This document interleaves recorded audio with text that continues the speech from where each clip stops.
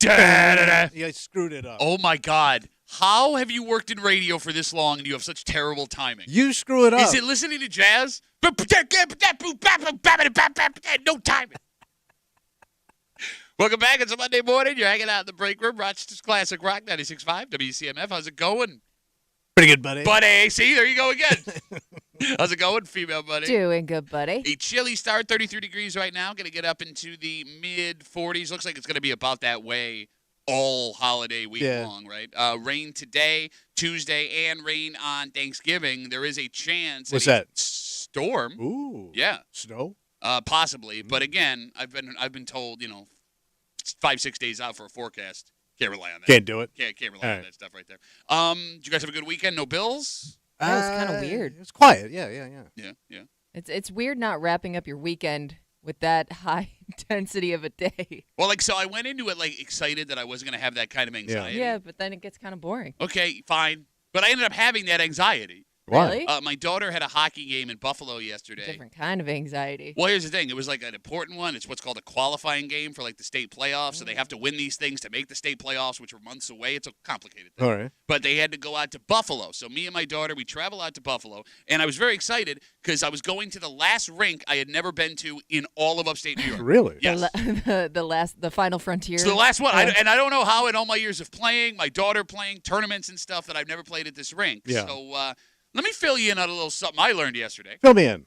The rink is on the campus of what's called the Nichols School. The Nichols School. The Nichols School is a prep school. Not a college. No, it is not a college. It is a prep school for kids ages 5th grade through senior year of high So school. this is rich people's school. Here's how rich it is. How rich is it? They have their own ice rink So, That's pretty cool. damn. on the campus. Yeah. Yeah. The campus, I have never been to a high school in my life that had their own ice rink. And I know Webster has an ice rink near the high school. Yeah. They don't own that bitch. Yeah. They do not own that rink. So some rich guy donated this thing. Must have been. Yeah. Whoever's name was on the rink, right? Yeah. Does Buffalo have a sneaky good amount of prep schools? I feel like they have a lot of very high-end private schools. So having gone to Aquinas, there's St. Joe's and St. Francis, but those are your standard Catholic schools. yeah. I mean, St. Joe's is really, really nice, but it would be the equivalent of McQuaid here in town. But, yeah, but prep school's another level You got of it. snootiness. Yeah. And here's the thing, man. I was not prepared for what we were driving onto yesterday because this campus is tucked away in one of the high-end Buffalo neighborhoods. Yeah. It's right behind the Buffalo Zoo, that area. Mhm. All right, so we pull on campus. First of all, the school looks like a castle. Oh, like old school medieval stuff? It's exactly what you would think of every old English, Harvard, Penn kind of school. Oxford. Exactly. It looks like that. Mhm. So we pull on campus, we get into the rink, and of course they have their list of famous alumni. Christian Leitner, the Damn. NBA player, went to this school. Really? Brooks Orpik, who played in the NHL, he went to this school amongst a bunch of other people. So we're in this rink. The rink is really nice. The campus is stunning. Mhm. And my daughter, who by the way, already goes to a private school. Yeah. Right? Yeah. I went to Aquinas. We were fortunate enough to be able to send my daughters to Aquinas. We pay for my daughters to go to high school. Right. She's looking around and being like, wow, I want to go here. And I was like, shut up. Can you imagine what the tuition is at that joint? So I got curious. Probably get your own horse. I wouldn't even look. All right, so here's the thing. I just explained to you everything they have there. Yeah. Now, I did not see dorms. So it doesn't look like the kids live on So campus. So nobody's you don't bored. think so? Then it's got to be all local kids. I would assume so. Okay. Okay. So I want you guys to guess per year what the cost of going to the Nichols School, this prep school in Buffalo, is. Because it goes up every year. Every grade year goes up. So right? it looks like 5th through 7th is one so you standard can price. start early. And then all of high school, every high school year is a standard price. Yeah, you could be there Okay. since 5th grade, Kevin. Yeah. So, Tommy, would you like to take a shot with your prep school background that you have living off a campus military school? I'm going to go high What are you thinking? for high school. Okay, 20G. 20G, I was gonna say 15. $15,000. Yeah. I know I'm a little over. Okay. I think Kimmy may have hit it. So you think you're over on 20G? Yeah. Okay. The annual tuition at the Nichols School in Buffalo. Yeah, For hold high on. school, we're Hold talking high on to school? your annual because you're about to feel it. Welcome to college. How much? $30,000. Holy Wow. Christ! I'm on their website right now. And that's got to be like the Damn. base. Like you're not playing any sports or anything yet. I mean, I would assume, at least I would hope, That it's all included incorporated. when you're paying Okay. $30,000 a year for high High school. school. For high school. That's if you go just the 4 years of high school, that's $120,000. Now, I believe the middle school, the 5th through 7th grade, was $11,000 a year. Yeah. So you can chalk on an extra 45 grand. So if you send your kid to this school from 5th grade to senior year of high school, you are spending almost $170,000 for an education. And I'm guessing you're sending your kid to that school because you want them to go on and further their education. Jesus, So I that's- hope so. Yeah, so that's just the start of it all. Because like I told you, my old man's, it was $5,000 for me to go to that military school a year. But that was in 1947. Yes, right after the war. And gas was only like a nickel. And I think, did we look at that? Let's years do it ago? again. So you said it was... It was $5,000 a year. The first year I went was 1971. So 1971, Kimmy, $5,000, that money compared to today's money. And by the way, everything else was extra then. By the way, you know, Kimmy, it's going to be over 30 grand. Like he's sitting here going, whoo, and he got more than that. I bet you $1 million. Because I boarded, and anything you did was added on to that. When you say anything Like you did. the kids, like the older kids that played other sports, like you had to do like physical activity, but if you did like sports, you paid into that too. Okay, so just to be clear here, again, this Nichols School in Buffalo that I was on campus with yesterday for my kid for hockey, that's 30 grand a year, and you almost crapped your pants. You guessed 10 grand under. Kimmy, Yeah. in today's money, Yeah. what did Tommy's dad spend annually for military school? So it is the equivalent of $39,000, $656.28. 40 grand a year. For 2 years to end up cutting meat at a grocery store. You love to sit on this show. To be a comedian. You love, well, And now sit quote figures. in a storage room and talk filth. You love to sit here and light your old man up for yelling at you. He had it, bro. He had it. Who's got 80 grand He did. for 2 years of failure? And that's not even like objective. That happened. He was probably on the take. God, how does that even work? I don't know. I have to ask him. Holy crap. Oh, I can't even see straight right now. $40,000. So that means if you had $5,000 in 1971, it's worth over. It's like having 40 grand now. Yeah, that's how inflation works. That's insane. No, that makes sense. I wouldn't think it's that much. Yeah, I mean, bro, I hate to bring it to you. Yo ass is old. I guess. Bro, the year that you just named was 71. 17 years before Kimmy was born. Yeah. Yep. So that's 17 years of Nixon hadn't even been caught yet. Yeah, think about that. Yeah. Watergate was 73, 74. I don't know. I wasn't Yeah. there. You tell me. You were the one failing out of high school. You should have been studying that in school. You weren't. Why are you not going to study live news? It was breaking news back then. Breaking it- News. Oh, yeah. What do you- Hey, I did my report on Daniel Ellsberg. Kimmy doesn't know who that is. Well, some people think he got whacked. 252 WCMF. Yesterday, my daughter has a hockey game on the campus of the Nichols School. They have their own hockey rink. It's a private prep school in Buffalo. It's super nice. Just out of curiosity, on the way home, my daughter Googles what tuition costs. $30,000. So just to put that in perspective, $30,000 annually. The average cost of an in-state 4-year college tuition annually is $11,610. That's to go to SUNY. SUNY school. I mean, that's Like Brockport. that's nationally. So any in-state school, that would be Ohio State if you live in Ohio. So it's 3 times the cost of a state school. Yeah. Granted, if you send your kid, I'm assuming, to the Nichols School, you don't want your kid going to a state No, school. you're going high end, right? And I guess that's what the question is. Like, with your experience in the prep school, as we find out that your father spent $40,000 a year with this thing here. I mean, look, my daughters do go to private school, but it does not cost anywhere close to that. Yeah. What are you willing to spend on your kid's high school education, and what is your hope after they graduate?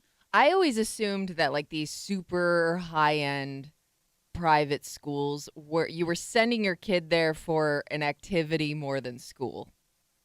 For example.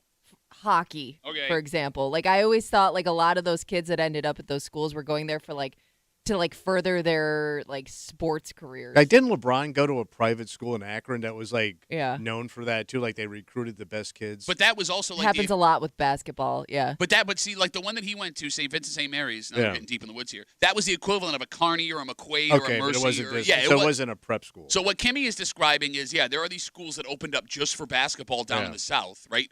Oak Hill Academy would be one of them. Just for basketball. I mean, I think it exists with hockey too. So it does up in New Yeah. England and up in Canada. Canada, but here's the thing. So they had like a wall of Like celebs. people that went through. Mm-hmm. So Christian Laettner, obviously a big one, right? And Brooks Orpik had a nice run in the league. Other than that, there's nobody. There wasn't anyone I recognized. It's got to be education going on for business or make money. Okay, and I get that, right? I guess there are people that are just so rich you have the money to burn. Yeah, to so spend. why not? But like, here's the thing. Like, let's say my goal is for my kid to get into a prestigious high-end school, a Harvard, a Princeton, something like that, Oxford, whatever. After I'm done spending $120,000 on their high school education, I am now going to turn around and spend $800,000 on their college education. So from ninth grade up until just an undergrad degree, you'd be in their education for $1 million.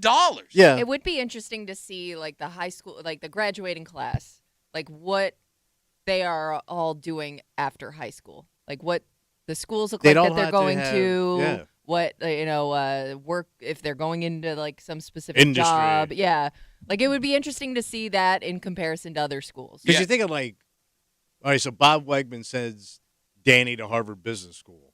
Is that a true thing? Yeah, that's where he went to Harvard. I didn't know that. So, but that all makes sense to me. Can we time out real quick? The fact that you know that Danny Wegman went to Harvard is the saddest thing that's ever fallen out of your mouth. Didn't you study that in school? No, and here's the thing. The old man went to Aquinas, so maybe we should have. Right, there you go. But that makes sense because your kid's going to take over this major corporation. You want him to get the best business education, right? Okay. Yes, but I could also see that going a different way, whereas like if you own a family business, a long-time family business, like that kid just goes right into the family business. Well, I guess Tommy's argument. It makes sense that you would do that, but like the business is so big now, you got to know it's not the family business anymore. Sure, but I mean, I guess like the argument can be made. Do you send someone to Harvard, Yale, Princeton because the education is really good? Or is the best, or do you send someone to those schools for the connections they're going to make? Because there are arguments for people that have gone to those schools that it's not about the education you're getting, it's about the connections. It's got to be the people connection. you're meeting. So that's just it. If I already own a multi-million-dollar business, my kid don't need no connections. He's already on Easy Street. But they seem to think they do. Unless it's just for the name and the prestige. Could be. Right? Like another thing, like why not kind of thing. Exactly. Like, the reason, like, as we have this discussion here, like, the reason I sent my kids to Aquinas is because I went there, and look, it's not like that degree, like, did me any favors. No, but you met people you would have never met. Exactly, and look, I would have dropped out of high school had I not gone to Aquinas. Like, in all seriousness, like, they took care of me, they put their arms around me. I mean, you were introduced to, like, warm food. Indoor plumbing. That school was the best thing that ever happened to me. Yeah, it did. It changed your life. It did. Between that and the Ide family. Pulled you out of the gutter, son. Well, what I'm saying is, fat boy in a gutter. It's not like my dad sent me to Aquinas with the idea that I was going to end up at, Rutgers. Yeah. Right? Like, I don't have the same illusion with my daughters.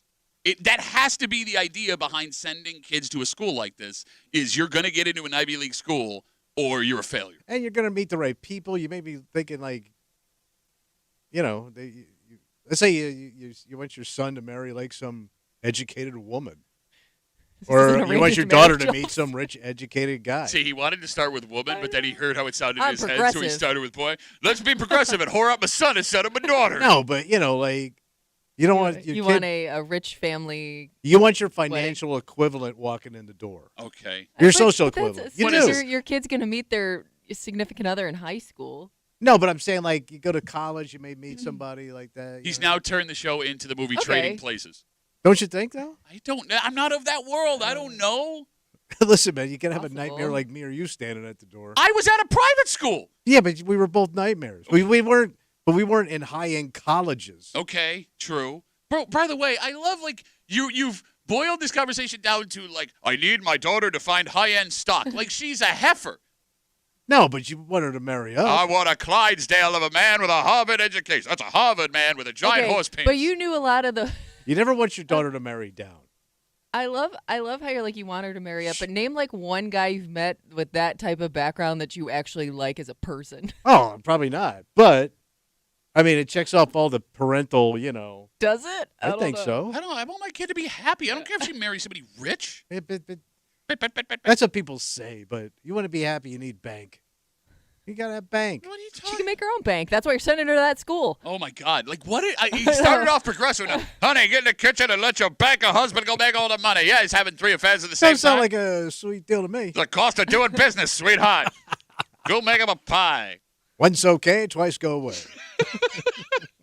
We have a dynamite $120,000 high school education. Man. Got a break room for you this morning here on CMF. So no football, no post-game Monday. Wow. But we press on. Okay. Because, we're talking about starting life off on the best foot. And that's the cruel irony of life, is once you finally have things figured out, things start to trend down. Yeah. They slow down. And things you once did, you can no longer do. Yeah. And don't even think about starting something new that maybe doesn't fit in your age bracket. Because there's someone in this room who, understandably, is worried about this person she loves trying this physical new activity. Oh. Right? And very few people are going to say, hey, don't say this out loud. But what you are not considering, what's that? When you look at that person who's a little past their prime and say, you can't do this anymore, is sure, you're physically protecting them. Yeah. You're also emotionally destroying them. And we'll get into it just after 7 o'clock. Kimmy, here with the break room at CMF, plus a whole bunch more. But first, Tommy. Yeah. How'd you like $50,000? Yeah, where do I get it? Oh, you can't have it. But somebody here in the greater Rochester area is now $50,000 richer. Damn. And there's nothing bad about that, right? I don't know. Someone in this room is here to argue this might be the worst time of year to win $50,000. Why? We'll get into it next here in the break room on CMF.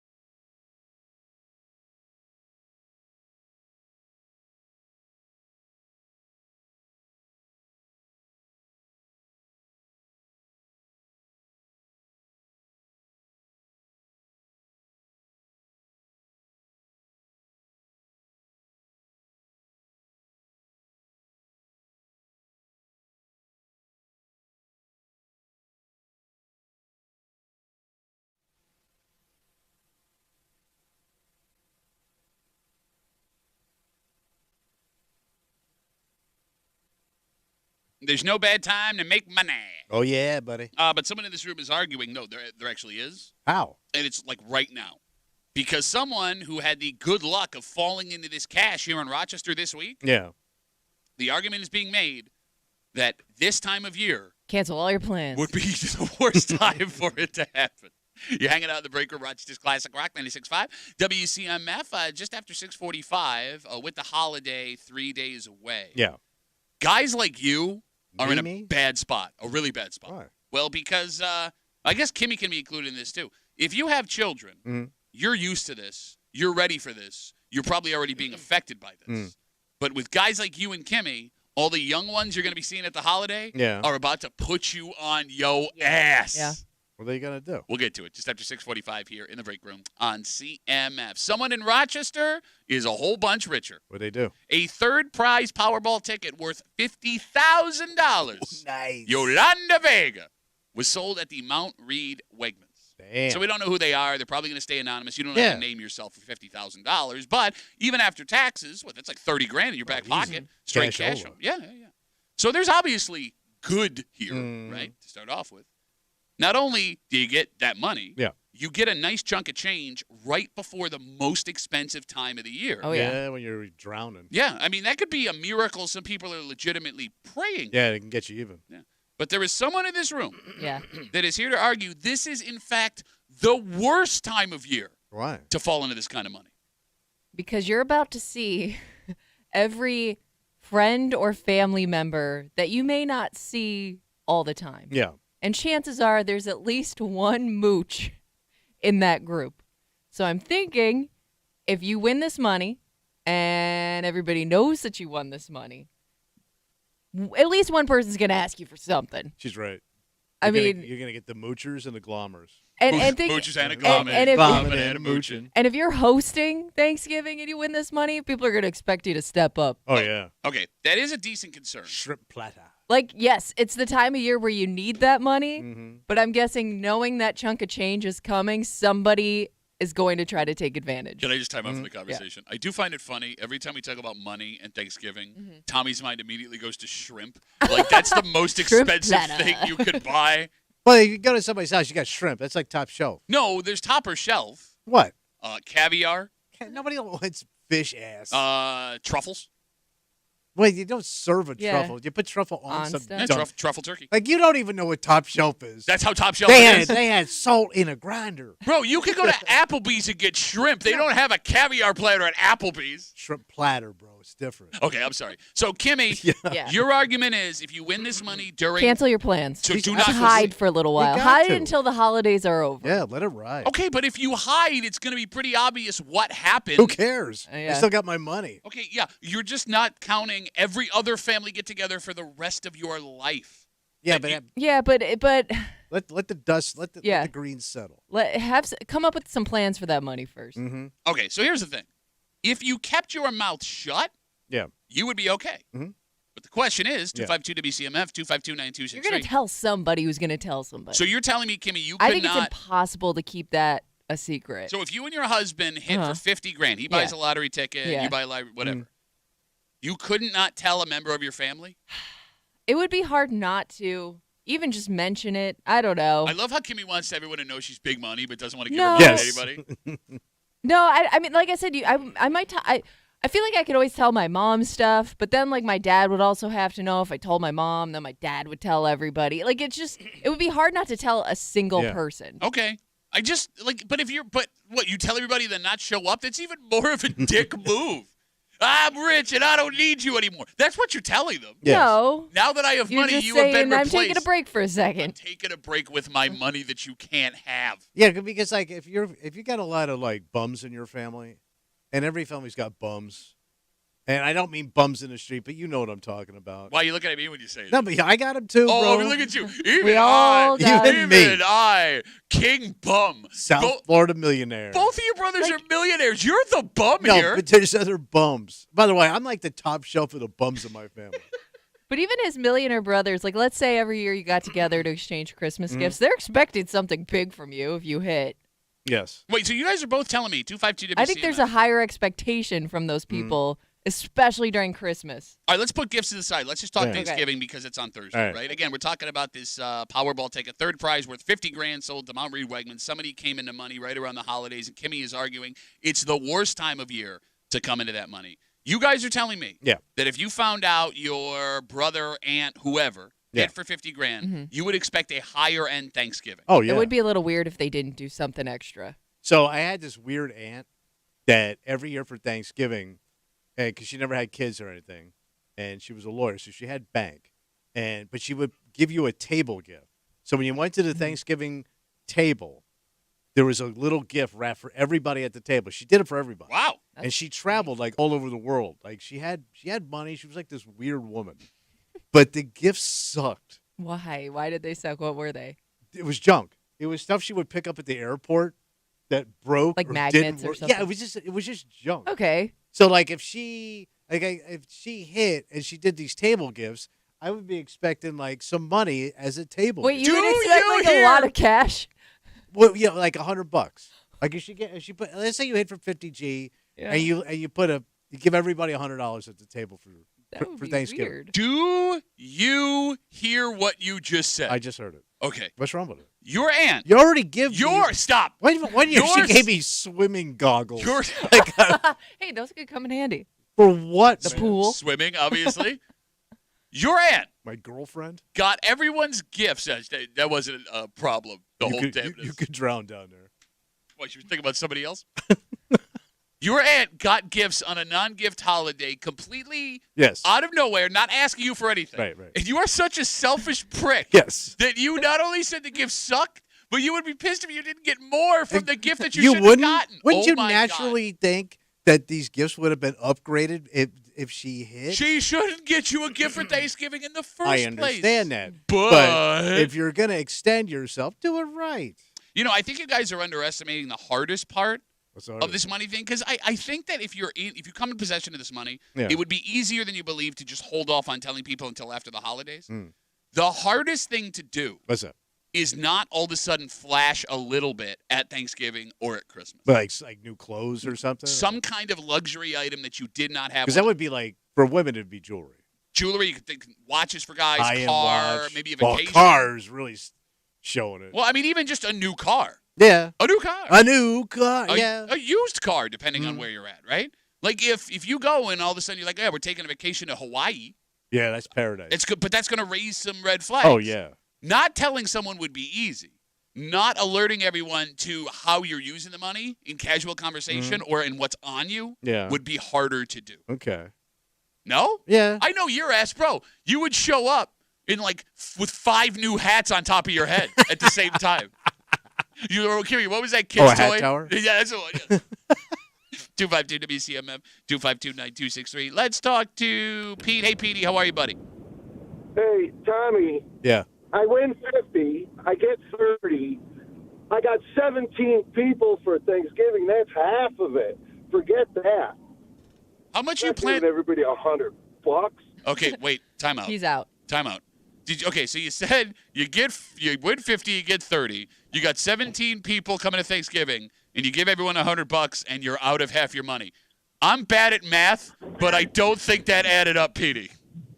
Well, just about. Come on. Just about. $1,700, Pete. I'm giving $1,700 to all these people that are relatives or fiancés or friends or whatever. There's no way I'm giving $100. You come, you get your food, you get out. All right, so Petey. Get out of my house. So that was another thing with my aunt. That's it. All right, thanks, Petey. Bills. Go Bills. So this is another thing with my aunt. She only gave it to the relatives. So like, so if like a significant other came? I'm talking about like my brother's wives didn't get it. Like only family got. I mean, she was that hard ass of a Sicilian. It was like the mafia. Like you got to be from the island. You know, you're one of us. So like we're opening up gifts in front of people that aren't getting. Oh, that's so awkward. And she didn't see anything wrong with it. No, see, I think that's an Italian thing. It is. In all sincerity, because I dated a really hardcore Italian girl, Italian family. It's just they only deal with the family. So we dated for years. Yeah. And I never got a Christmas gift from her extended. That could have been your personality, but I understand what you're saying. No, but we would go up for Christmas, Christmas Eve or Christmas, and I would sit there. Not that I wanted anything. But you think they throw you a bone, man? It wasn't even the fact that they didn't give me anything. It was just the awkward pause of everyone's opening gifts, and I'm just like.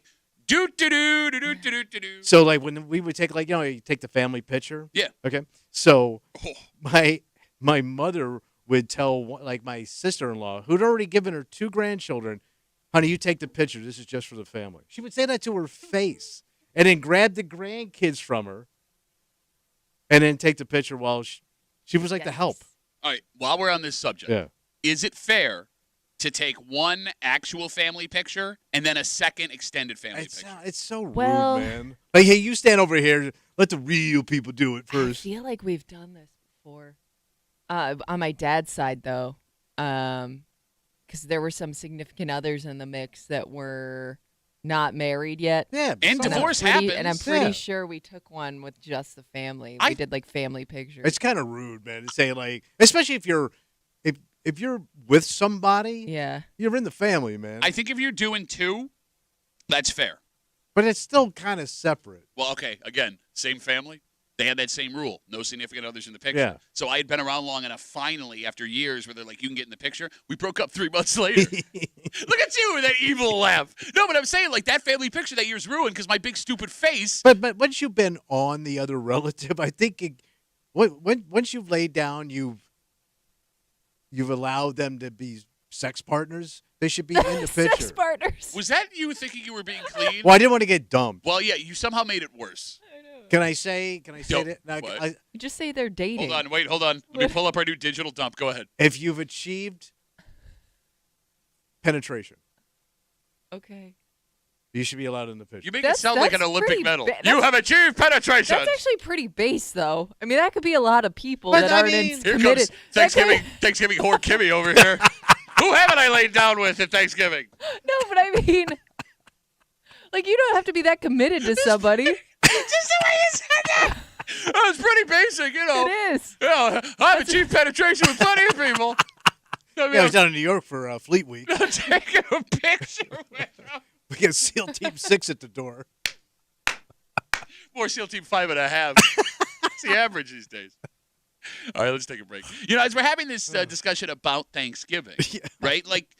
We've talked about the anxiety of seeing family. That's no fun. Right. The cost of Thanksgiving can be Too much. But there is a sneaky thing that you have to be concerned about if you are people like Kimmy and Tommy. Yeah. Someone who does not spend a lot of time around kids. Yes. Because those kids are most likely going to be there at your Thanksgiving. True. And when you walk out the door, you are going to carry with you, especially right now, something that's going to put you on your ass. This is so good. No, it's not. But listen, Yeah. every parent listening right now, I'm going to tell you, Right. is taking secret glee in this. Oh. And we're going to do it next here in the break room on CMF.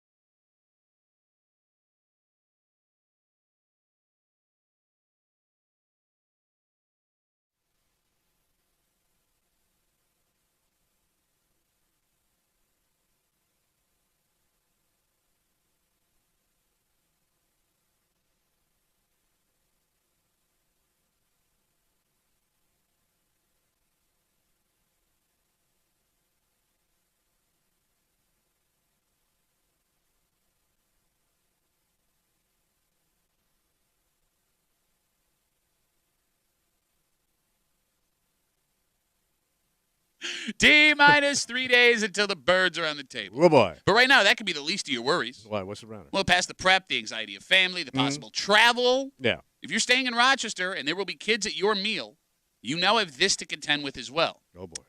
The best way to get through Thanksgiving unharmed could be to wear a scuba mask with an oxygen tank. Oh, we got to mask up? You're hanging out in the break room, Rochester's Classic Rock 96.5, WCMF, just after 7 o'clock this morning. Nobody is going to blame this person here in the break room for having concern that maybe, just maybe, this isn't the safest hobby for their loved one to pick up. Okay. All right. That being said, when you look someone who is getting older in the face and tell them you shouldn't do this, yes, you are protecting them physically, but you are destroying them emotionally and mentally. We'll get into it just after 7 o'clock here in the break room on CMF. To all of you without kids who are going to a Thanksgiving that will have kids, get ready. For what? Kid sickness is ripping its way through school districts across the greater Rochester area. So it's like an epidemic right now? A couple of things. And like weird stuff you didn't know existed. Bingo. So folks who have kids are laughing at this discussion right now. But for folks that don't have kids, doctors in the greater Rochester area say they are seeing a lot of both walking pneumonia and whooping cough. Whooping cough. Whooping cough. That sounds like something from like the Civil War. I don't remember whooping cough being a thing when I was a kid. That sounds ancient. Yeah, but like when you hear the kids out in the neighborhood like playing, and it sounds like geese honking, but there are no geese. So they're all sick. Yes, really sick. Oh, like great.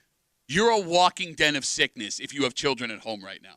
And there's nothing as a parent you can do about it because when one kid goes down, right, like you fix them up, then the other kid goes down, you fix them up, then somehow the first one that had it in the first place, they got it again.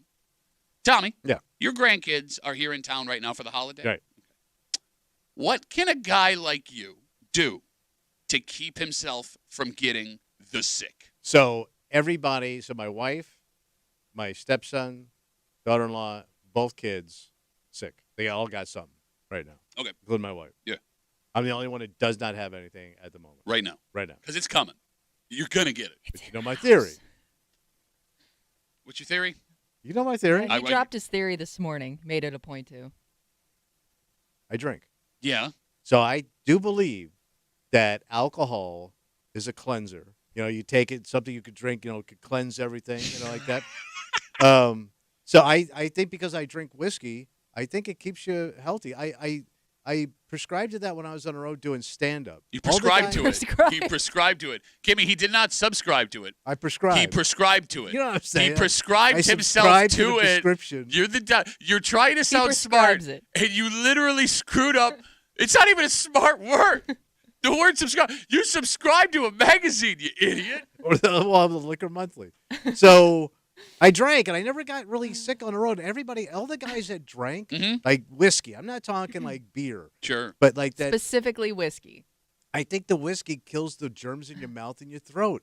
And it also opens up your nasal passage. Okay. All right. Understood. Now, you've been saying this for years. And it makes you feel good. You've been saying this for years. But can I toss out another theory? Toss it out. Kimmy, is it possible Yeah. that maybe the whiskey doesn't work as an antiseptic and keep him clean? What does it do? Is it possible that when you drink whiskey, You're no one wants to be around you, therefore you don't get sick? But it still works. Just leave Grandpa Tommy over there in his corner. It wouldn't work in this case because they're in the house. Okay, well, right now, how am I the only one? Oh my God! By the what way, are you doing to I don't yourself? know. the house I know, is. you're I got a small. Place. Yeah. No, your wife has a small place to live in. I mean, Bad things. Oh no, that's not fair! You set me up. No, I was using your description. It's a very nice house, big house. I mean, I'm just thinking this weekend, I was around a bunch of kids. Yeah. And I just forget, like, it's impossible not to put your hand down and touch a booger.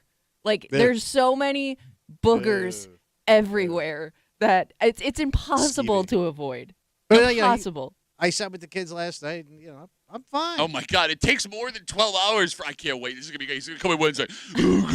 But you know, for my age, I don't really get sick very often. Okay, and yes, unfortunately, all of this is true. Nothing will take you down. When the world is over, it'll be Cher, cockroaches, and Tommy Muley. 252 WCMF right now throughout the greater Rochester area. Doctors are saying they're seeing a bunch of walking pneumonia and whooping cough. That's on top of like the colds and everything that are standard in kids across school districts. It's not one school district in particular. It's But everywhere. so there's nothing you can do. But if you're all stuck in the house breathing the same air, there's nothing you can do. Well, there is one thing you can do. What, wear a mask in the house all day? Well, I mean, I don't even know if that works totally. But you can't even eat. I mean, you Right. can't eat. So, like, that's probably not I an can't option. yell at a child with a mask on. No, what I'm saying is, if you are worried about getting sick, you could ask parents, hey, if your kids are sick, please don't come. Is that a dick move? Yeah, because there's no way my wife is not having those grandkids at the house. Okay. That's Yeah. if you told my wife, "Are you gonna have these kids?" But Tommy's gonna die of pneumonia by Friday. Okay. No, I don't think anybody listening would have a problem with that arrangement at all. Now, like, here's the thing. And it's hard, too, for a parent. Like, if your kid's just always sniffly or like, has allergies or something, like, most of the time the parents are just like, oh, yeah, they got something going on. I don't think it's a cold, though. No, you're right. You're absolutely right. Like, Yeah. you do not know your kid is It's sick. just a little stuffy. Yeah, one day they'll wake Yeah. up and they have a fever, or they're like, bah! Like something just comes out of their Yeah. mouth. It's like The Exorcist. So there's nothing you can do. Well, all right. So, Tommy, lucky for you, Maybe put your house in lockdown. when it comes to like the grandkids and the nieces and the nephews, those kids have way more entertaining people than yourself, with all due respect, they want to hang out with. It's really the Kimmies of the world that have it the worst. Why? The younger adults, aunts, and uncles that kids want to talk to and try and impress. Because I've seen Kimmy with kids. She's very good with kids. Yeah. I'm sure, Kimmy, your nieces and nephews, when you go over to the family, they want all of your attention all the time. Yeah, they want to show me all their toys, whatever's new, talk my ear off. Yep. I mean, kids want nothing to do with you. See my children. My children are 14 to 12. They're still scared of me. Yeah, because of what you said. I didn't say nothing. It's because of what you said. Yeah, I didn't say when you're- nothing. When you're somebody new, they now have a new audience. So, yeah. I'm going to say Yeah. something for you. Look at my toy. I made this for you. Like, They know everybody else is not paying attention, but they have your full-on attention. So, yeah, you're getting the full performance. Quick sidebar. The worst, like the best and worst thing about Thanksgiving to like occupy kids, arts and crafts, because like kids will go and do arts and crafts by themselves forever. But if they want to impress like a Kimmy will get 15 art projects handed to her over and over and over. I made this for you, and then I made this for you, and then I made this for you. And she's just touching just sickness, paper and pipe cleaners. But again, she's got to go visit family. Yeah. It's like or a you know curse. what else too, and I forgot about this What? over the weekend. Any type of appetizer you have out, even if you avoid touching the children themselves or like being around the kids, you're gonna stick your hand in some like slobber or something that You're gonna ruin the shrimp or something that a kid touched and put back, at some point. And you're like, why is this sticky? If you have more than 5 kids at a party at Thanksgiving, the pie or cake or whatever there's will a have a hand in finger there. in that pie or cake. So I don't eat. I always had this theory. I don't eat birthday cake, and not because I just don't like cake, Even though you don't like cake. but like the blowing out of the candles and all that stuff. It's like, why don't you just lick this cake and serve it to me, man? Because I'm not touching birthday cake. Lick This Cake, You one of the worst refuse- Abby Hoffman cookbooks. You refuse to touch a birthday cake? Think about it, man. The kids blow out the Well, candles. but adults blow out. I I mean, don't I've t- seen some pretty gross Even- adult spit I on don't the eat cake. that either. Like, I don't want some granny mucus all over my food. Wait. I thought a second ago, whiskey cleanses everything. You can't ever get sick. I'm RoboCop of sickness. It's the thought of it. Is that what it is? It's the spittle on the frosting. Okay, what are Like- you, a 90-year-old woman? The Spittle? worst thing anybody else you ever call it? invented Spit. were those candles that come back, like the trick candles, Oh, because yeah. all that person is doing now is spitting. Okay, all anybody that over comes up the with that is cake. just a dick. You didn't blow it completely out. I got you. 252 WCMF. Is there any way to prepare your body for this on Thursday?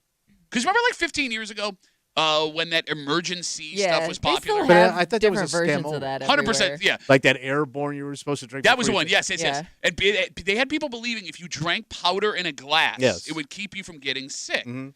Folks don't still have those kind of remedies, right? But they still sell Well, that stuff, yeah. even though it was proven it doesn't work. Or like those like the drinks that have the vitamins in them and stuff. That's supposed to be like antioxidant. Or- Drink it when you're sick, kind of thing. But I always thought like that was just to keep you hydrated. So I don't there know is how nothing Well, I don't know. Well, to again, protect you because there's no cure for the common cold. you sit here and you go, these stupid people. Just after you said your whiskey, like Well, you can't. Everybody can't drink whiskey, man. The little ones can't have much of it. any of it. Right. None of it. Yes. No, like going back to what Kimmy said, right? Like the funniest part of this whole thing is you can't even be sure if your kid is sick. Like you want to do the right thing, right? Because you do have to think about elderly relatives. Like you made that joke about you dying of pneumonia, but that's not out of the question. Pneumonia could take me down in a second. Not you, but older people. No, by they like could a drop year. me like a 45. Right? Like if you have really sick kids, it is your responsibility to weigh who is going to be there, what kind of pre-existing conditions they have, and say, hey, maybe we're going to sit this one out. But it's almost impossible unless that kid is showing like some severe symptom of something to know, oh, my God, they're really sick. Yeah. And what's even more cruel about kids is they could have something really, really bad, but kids' immune systems and bodies are so resilient. They're going to bounce. Yes. So, like, you may not even know they're super duper sick. But you kill Grandma. I mean, you don't want to kill Grandma, but the turkey's just sitting there. Grandma's been taking a really long nap on the couch, face down. We got Facebook messages coming in. You can always get us at WCMF or the Break Room Facebook page. This comes in from Ron. Ron says, I used to get sick every year at this time. The last 15 to 20 years when all the kids graduated and went off to college, I never get sick ever. The kids will get you sick at Thanksgiving. Stay away from them. You can't stay away from them. Yeah, it's impossible. It's impossible to avoid. I mean, that's the other thing, right? Like, I mean, even you, the dickiest of all dicks, the R.A. Dickie of the room. Yeah. Like, if your grandson, your niece, nephew, whoever wants to climb in your lap and watch TV, you have to. And we do it, yeah. What are you going to do? You can't tell them no. Exactly. So you just got to, like, hold this ticking time bomb.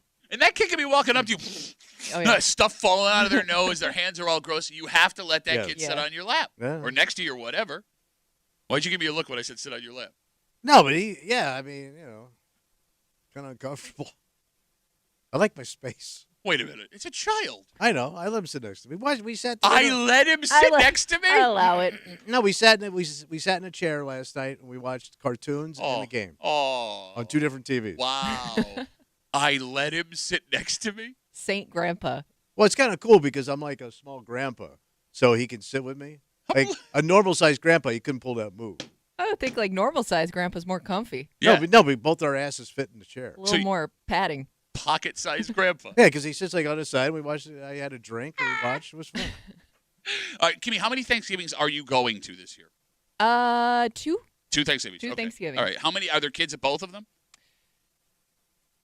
One, it's always a toss-up. Okay. You never know. Gotcha. Sometimes there's random children there that I don't know. Because that's the ass kicker, right? Yeah. Like, folks that travel for Thanksgiving are the ones that have it the worst by far. Because you're just rolling the roulette wheel. It's just more kid access. The more kids you come near. Yeah. Like, if you walk into a trampoline park anytime during the time off, you're walking out sick. Oh, yeah. It's impossible not to.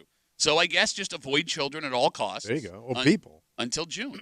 Yeah, that's fair. Till June. Well, I mean, what? When is that this? was nice about COVID. Like, COVID, like, shut it all down. That's what was nice about COVID. Don't you think? No I mean, parties. I'm antisocial, so I enjoyed it. But I mean, I enjoyed COVID. It was kind of nice. Everything was on the table. Everybody was I relaxed. just like being alone. No, but even like your own family, that's all you had to deal with. And everybody had an excuse to get out of everything. yeah, It was COVID. like the greatest gift. No, Like, why did we cure that? I don't know. Health, safety, lack, mortality, economy. They should have kept a touch of it around. It's still there. Yeah. Let's take a break. Look, no one is going to blame Kimmy for having the take she has on this person that she loves, wanting to try this, you would say, risky new hobby. All right. Right? And look, I'm naive to this. I've never done it before. So I haven't either. Okay. But that person's around that age where this really starts to crop up. but- Because it happened in my family. There are similar things that are a little safer. But my brothers are one of these types of people, too. And here's the thing. You're on Kimmy's side with this because you've made fun of your brothers for wanting to do stuff like Yes. And here's the thing. Physical safety is important. I'm with you there. I'm with you. You don't want to see someone get hurt or even worse. But you have to understand. Because the problem is even trying this thing could be dangerous. Fair. Not, you know what I mean? Like it's not even like once you get good at it and do it a lot, that's where the danger kicks in. It's like just from the moment you start, you're already in danger. It's a fair statement, but you do have to keep in mind. What's that? Kimmy, Tommy, and everyone else listening. Yeah. When you look this aging person in the face and tell them you are past the age where this is safe, yes, you are protecting them physically, but you are devastating them mentally and emotionally. Okay. And we'll get into it next here at the Break Room on 96.5 WCMF.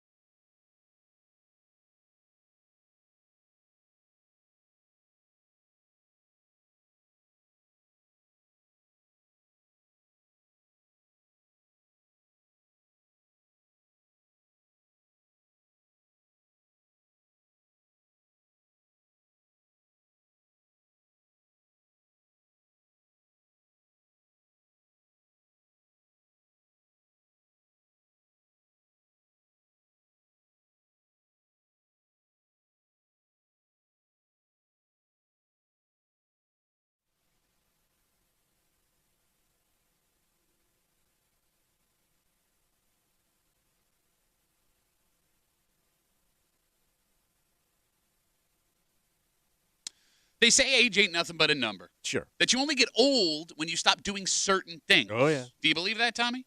Yeah, but you could push the outer limits of your age. So that's the issue at hand. Yeah. Because someone in this room is concerned for the safety of someone she loves. Mm-hmm. But in telling them they should not do this, you're also looking them in the face and saying you are past the age to try any new stuff that interests you. You're hanging out in the break room, Rochester's Classic Rock 96.5, WCMF, just after 7:25, 7:30. There is a musical group, a band here in Rochester that has a number 2 hit on the Billboard charts. Wait, a local? Yes, from Rochester. They're all here right now, I believe. No kidding. Yeah, number 2 on the Billboard charts. And they should be getting way more attention. Yeah, no kidding. If you're number 2. All right, don't be a dick. Don't be a dick. Because here's the thing. You're going to make an He's argument. going to be a dick. You're going to make an argument. Oh, no, nobody cares. Nobody cares. But 2 out of the 3 biggest musical names from Rochester got their hits in almost the exact same way this group has. No kidding. We'll get to it just after 7:25, 7:30 here in the break room on CMF. So, Kimmy, you've got a situation with someone you love. That would be my dad. And? So for whatever reason, and I don't know if it's just because, so my brother and his wife, they ski and snowboard. Oh, they're hitting the half pipe, man. Hitting the slopes. Jamie, cool boarding. So like whenever we've been around them and with them when they're talking about it, for whatever reason, my dad has all of a sudden taken an interest in that activity. In snowboarding. Specifically snowboarding. Okay. It looks pretty cool. You can So he goes, I think that's something that I want to do. I want to try it. And my brother's trying to explain to him, like, look, like, snowboarding is something that's really tough to start later in life. Like, if you're not somebody that does that from a younger age, it can be really hard to learn, I guess. I don't know why. I've never done this. I don't know if you know this. But he's like, so why don't you do like skiing or something? My dad used to ski when he was younger, but I mean, this was before I was born because I don't ever remember him skiing. And you're old now, so that's a long time. Yeah. Okay, gotcha. So he hasn't skied since probably his late 20s, maybe. Okay. Now, how old is your dad? My dad is in his mid-60s. But the dude's a stallion. Yeah, he does. Yeah, he is. I mean, he is well built. Whew. Damn. The boys put together. Your lucky mother. So, we're the more he mentions it, the more, my brother and I were kind of like, why don't you try this instead? Like just trying to deflect, so change the conversation. Dial it back. But yeah, I don't know where this came from. Yeah, but I don't know why all of a sudden it's specifically snowboarding and not skiing, something that he used to do. Yeah. Because I could see wanting to jump back into that. You already have experience in it. Okay. But I don't know why specifically snowboarding. Because it looks cool. Wait, what did you say he was? Yellowstone. What does that mean? He looks like those people at Yellow. He looks like this handsome rancher. The guy that owns Kevin Costner is the owner on the show. Not anymore, he's not. Well, thanks for ruining that for me. Episode 3 was tonight. No, but he's got that Kevin Costner look to him.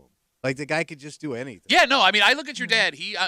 All trying to make you comfortable aside, he is in phenomenal shape. I also want to point Good out, looking. though, Yeah. I mean, he has had to give up certain. I mean, he still stays in shape. He still goes to the gym, but he can't play basketball like he used to because of his shoulders, and he does have some injuries that prevent him from doing certain things. But you're never going to stop him from doing it, man. Okay, but this is one of those things that could not only hurt you but kill you. Okay, so the phone number is 252-WCMF, 252-9263. And Kimmy, what you are saying here makes perfect sense. You are concerned for your father's well-being? Because I also know, too, he won't just go and take lessons.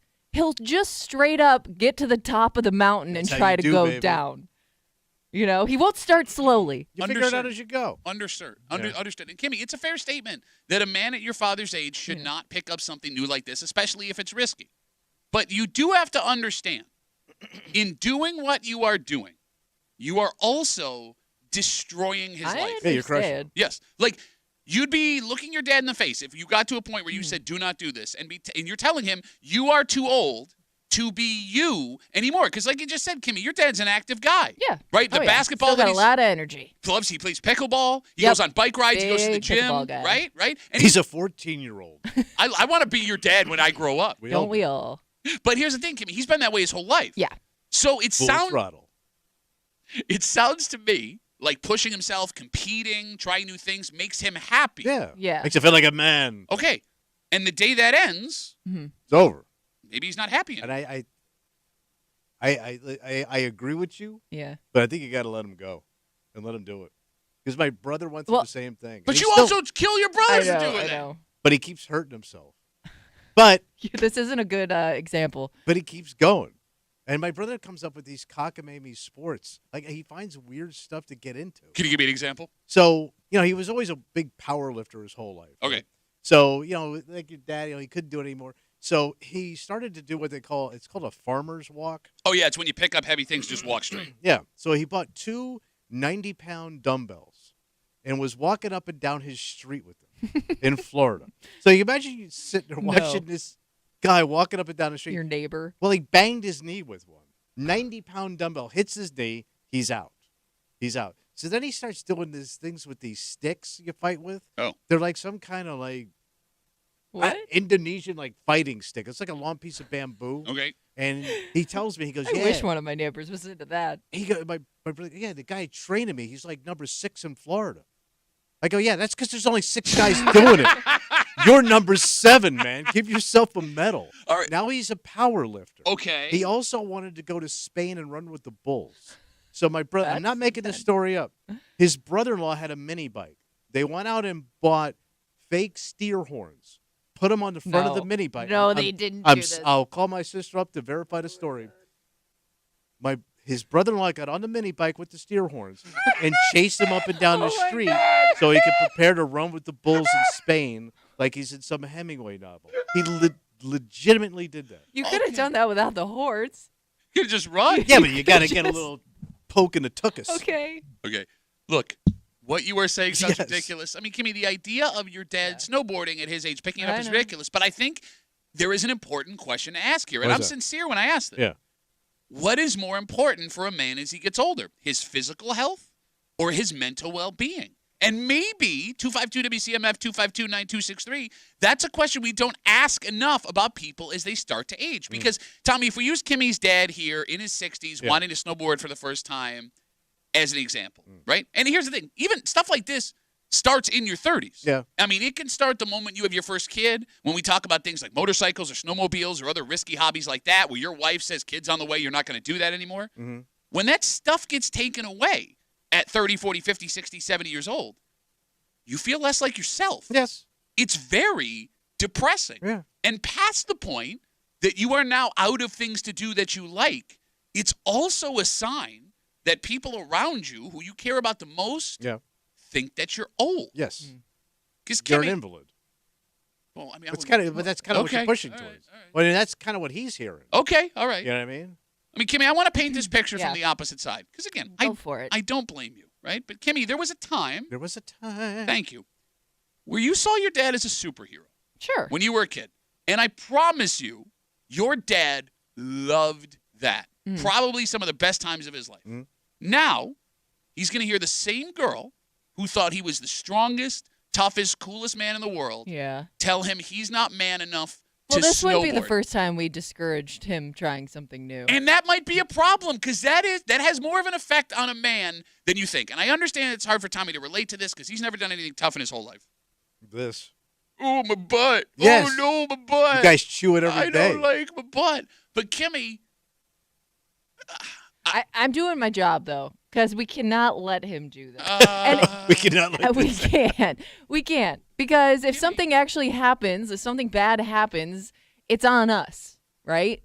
Well, no, I mean, he is a grown man that is raised Yeah, but two it's going to kids. be on us because if he needs help with stuff after Oh, that. you mean that? I mean, Okay. Yeah. Like, now this is all of our problem, not just his. But counter that. The good thing about this is What's that? my dad's too cheap to try this hobby. Okay. Because the second he sees how much it costs to rent or buy any of the equipment needed, He's out. Is that expensive? I thought. Well, but you also have to rent the pass, and you know what I mean. Like the whole. You don't want to spend anything. Once he sees how much a day of snowboarding is going to cost him, he's going to be out. 252 WCMF 252-9263. Kimmy having to deal with her dad in his 60s wanting to take up snowboarding, and this is on brand for him. He's a very physical, active guy. He likes to push himself. But this is a new one too, only because it's a more extreme sport in terms, like, he's never gotten on a skateboard. Like, he's never done anything similar to this before where I could see, I get why you'd be interested in that. I just don't know where this came from. Can I throw a theory? Go ahead. Because you said he loved to play basketball. Yeah. And basketball gets very competitive. Sure. Right? So he can't do it the way that he used to. Yeah. Pickleball is not as competitive as he thought it was going to be. It's pretty competitive. Okay. He does enter himself in tournaments and turn his ankle before. Have to have somebody sub. Why you gotta hurt it? I'm trying to tell you. Story. I'm trying to tell you. Your father's mental health is at stake. For God's sakes, are you not hearing anything? I mean, Kimmy, your argument that we'd be the ones that have to take care of him. I understand it. I get it. But I think your father would also be able to make a valid argument as a father of kids that play sports. When you were playing basketball or whatever, soccer, if you hurt yourself, he had to take care of you. Yeah. Is turnabout not fair play? True. I mean, he would have dropped everything that he had. Right, as a father, as a mother, as you have to do, and Ben, I'm going to nurse my kid back to health. And by the way, just let him do it. You don't have to always be there for him. He can sit on the couch a little bit. But it would fall on her mother. I understand the concern for her mother. Like, if he was a single guy, yeah, fine, whatever. You did this to yourself. Good luck. But yeah, her mom's the one that's going to have to be feeding him Jello. Yeah. You know what I'm saying? But that's kind of the deal, right? Better or worse, Jello. Well, but here's the thing. The only defense for Kimmy is when it comes for better or for worse, most of the time, for better the dude gets, for worse the wife gets. Yes. Fair? Absolutely. Yeah. Right? Oh, yeah. Dads get the better end of the deal till the end. 252 WCMF, 252-9263. And I think the biggest issue here What's that? has nothing to do with Kimmy or her dad. It has something to do it's something deeper than that. Yeah. And we'll get to that in just a second. Folks have been waiting patiently. 252 WCMF, 252-9263. Let's talk to Mike. Hey, Mike, how are you, buddy? How you doing, guys? Good, Mikey. You're looking at shattered knees or shattered wrists. Oh, you're talking about the old Edie Mulay injury, shattered knees. Oh, completely shattered, not just even broken. He's like, and you're looking at his age, possibly replacements after the fact. So, I mean, because he's guaranteed going to fall like 27 times the first time out. How do you? But you're landing on snow, unless you hit a tree. No, this is Western New York. It's going to be ice. It's not snow. It's going to be ice, bro. He's going to shatter a hip. He's going to shatter a wrist because you're going to fall forward or you're going to fall backwards. All right, so Mike, guaranteed. Mikey, let me ask you. You're familiar with this? Yeah, I started snowboarding when it was new in the '90s. No big deal. I was there before it was cool, man. I mean, Mikey, when you were out there, like, were there older people that were snowboarding? Yeah. There were people that tried it, people that actually stuck with it and did it. But you have to have the wherewithal to be willing to get beat up all day long for the first probably year that you're doing it. Sounds like to be able to get your balance straight. Freezing, get beat up, shattered bones. Do you still do it, Mikey? Yeah. No, because it's a very expensive hobby. I had children, so it's either snowboarding, skiing, or children. Yeah, so one of the two. And why don't you tell Kimmy how much fun that is? How about tell her how defeating, not defeating that is when you have to make that decision. Oh, yeah, it's great. It's like, okay, I could go do this and have my fun and do my own thing or spend money on children. Yeah, do you hear how depressed he is? He's calling us with his nerd-ass voice, talking about He's snowboarding. He's giving us valuable information. And his shattered spirits. Yep, shattered wrists or shattered spirits, one of the two. Mikey, thanks for the call, buddy. Have a good rest of the day. You too. All right, Jacob writes us on Instagram. 5th grade teacher broke his ribs in ski club when both tried snowboarding for the first time. Man. Yikes. I didn't know this was so dangerous. I think you fall so much, I guess, when you're learning. I always said unless you hit a tree like the Kennedys, you're fine. For God's sakes. Not like Sonny Bono on a set of skis. Sonny Bono. No, he wasn't on a snowboard. But he hit a tree, right? Yeah. I always thought if you didn't hit a tree, you were fine. You still get really hurt. The biggest issue here, as we talk about Kimmy's dad in his 60s wanting to take up snowboarding and Kimmy and her family trying to talk him out of it, it doesn't have anything to do with Kimmy or her dad. What's that? It has to do with guys as they get older. Oh. Because women are very good at transitioning from their 20s to 30s to 50s to 70s. You know what find new things. Yes, women find new stuff to do. But they listen to their bodies. No, they that's do. not what I mean. That's not what I'm talking about. What are you saying? Women find things to do, Kimmy, yeah, and they find new friends while doing it. Women are very good at keeping themselves busy. Pivot. Yes. But that's why they live so long. Men are not good at that. No. We like what we like, and for some reason, men have a hard time getting into new hobbies that we're not used to. Like, a woman ages out of something, they find something else. A man ages There's no out of... shame in it. Well, yeah, but it's guys like you that shame dudes Yeah. out of doing new Not stuff. you. You No, don't shame No, anyone. I am welcome. Oh, my God. You Sure. shame your brother constantly. I can't wait to watch. I won't be around for it. Watching you and your brother age shame each other into the grave. What are you talking about? Okay, but that's a brother on brother thing. Yeah, that's different. Let me ask you a question. Let's say Kimmy came in here this morning. Yeah. I mean, because I will say my dad's siblings will be like, "Why are you doing this?" Like, I think siblings, they have no problem telling each Yeah. other that you're getting too old for something. And I think if your brother looks at you and says, "Hey, man," that's fine. But let's say Kimmy came in this morning, Yeah. and she told you a story that Kimmy's dad, or her dad, excuse me, was going to take guitar lessons. Mhm. What would you say? I started laughing. Okay. Let's say he wanted to go to that board game night we talked about last week. He is- Also, he Loves wouldn't a good fit board in, game. man. Let's say he wanted to get into bird watching. Yeah, he's not. It's not for you. All of those things. They're too lame and dorky. All of those things, safe, Dorky. mind. They keep your mind busy. They Yeah. keep your hands busy. Yeah, but you ain't cool. Okay. There is not a new hobby outside of something physical that he's used to that he could pick up and you would go like, "Oh, that's cool." Yet at the same time, you also think he shouldn't snowboard. So when I Yes. say that women are better at transitioning, women find something new to replace what they lost, where men just become lonely, Yeah. bored and lonely. Yeah. Because they want to keep doing what they did. And we've seen some very scary numbers. What happens when older men get bored and lonely? They usually drive into the swimming pool. So don't sit here and be like, "Oh, you got to do something smarter," when you would crush him and all his buddies would crush him if all of a sudden he had a show at a coffee shop with his new guitar skill. But he wouldn't be happy. How do you know? Going Attention? to a I don't half-empty know. coffee house with your lame music. I mean, Kimmy, what if you got your dad a guitar and guitar lessons for Christmas? if it was something I thought he'd be interested in, I'd be all for it. I don't think that's something All that right, I think that's too. He's got to be up and moving. He I got the he hobby. can't sit there and learn something. He's good looking. Yeah. Right. Yeah. Thinks he's a funny guy, right? Oh, yeah, he's funny. I don't think so. I think he's Don't- funny. He's a don't funny do guy. this. What if he Don't decided to get into stand-up don't comedy? We could teach do him. this. Kimmy. Open mic. Yeah. He goes down to open mic and he becomes. Now that's safe as hell. Yeah, no, our buddies made it out totally fun. Your dad does stand-up. We'll teach him how to do it. You can pay us. We're very affordable. I mean, if you guys want to take that on, feel free. We know But a I guy, don't want to be around. For I want to. it. I want to just go for the daughter jokes. and we know a guy who actually teaches stand-up. We actually know a couple of guys. Yeah, we could get him through a couple of comedy academies. He'll have his 4-year and his 2-year degree by the time he's done. Well, would that be a problem? My dad is the one who makes the entire Thanksgiving table awkward. So he's going to take it too far. I mean, Anything he does, he's going to take too far. some of those edgy comics, man. If- they but were if you not guys really think that- understood at first, Yeah. If you guys think that you're good enough, Sam Kinison, to make him funny. Come on, us? You deal with us every day. You hear how funny Yeah, we but are. can you teach? I was kidding. I thought you were going to crush us. Don't give us compliments. 252 WCMF. I could see him being like the next Gilbert Gottfried. He's too good looking. No, but I had some. My daughter walks into a bar, and the bartender says, "Get the hell out of here!" Let's take one more call. All right. 252 WCMF. Kimmy's dad wants to learn how to snowboard in his 60s. Kimmy is vehemently against it, but protecting his physical well-being, killing his health or his mental health and Yeah. well-being. Let's talk to Ben. Ben, you got the last word on CMF. What's up, buddy? Not much. How you guys doing? Good, man. So, Kimmy, your dad can borrow my snowboard because I haven't used it in a few years. So that way it wouldn't cost him the money of the rental. And then he could just go and see if he likes it. If he It's doesn't the like world's it, he's saddest not out any snowboard. money. Big- You know what it doesn't get? What's that? Girls. You talk about a Just like lonely. your crappy jokes don't get snowboard. girls. Oh, you done? Are you done?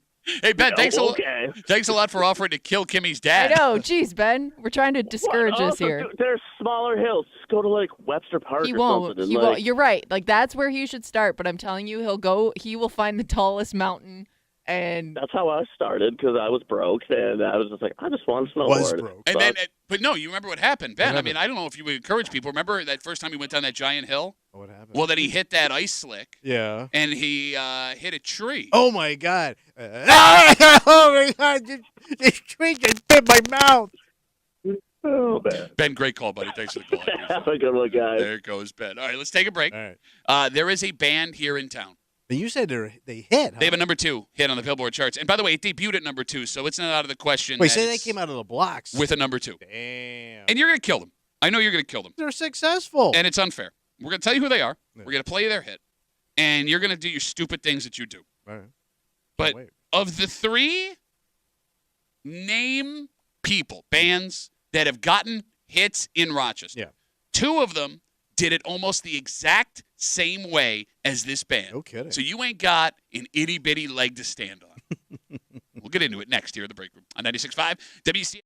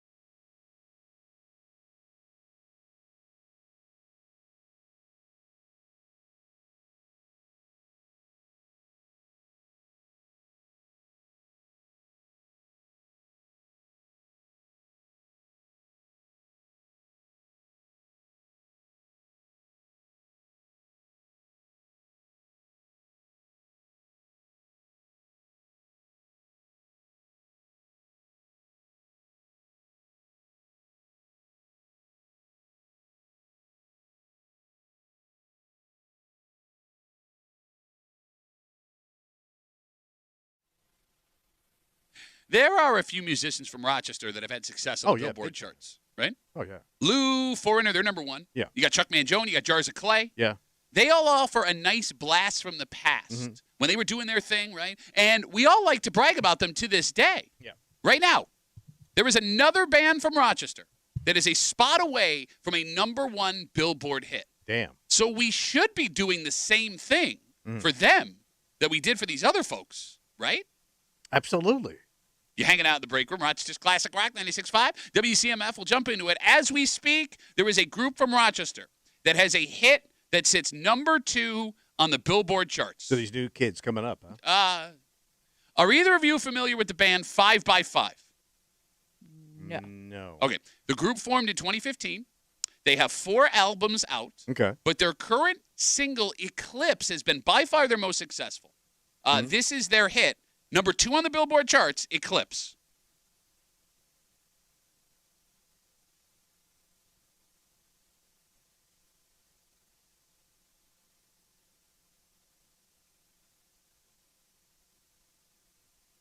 This is where it really picks up. Wait for it. Wait for it. What? What are you laughing at? Why are you laughing?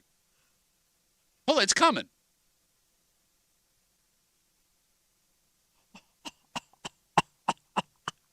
Why are you laughing? You gotta be effing kidding What? me. Kidding about what? What is that? It's classical music. It's a dream sequence in a movie. No, if it was That a would dream make you a lot of money, actually. if it was a dream sequence, you wouldn't be here.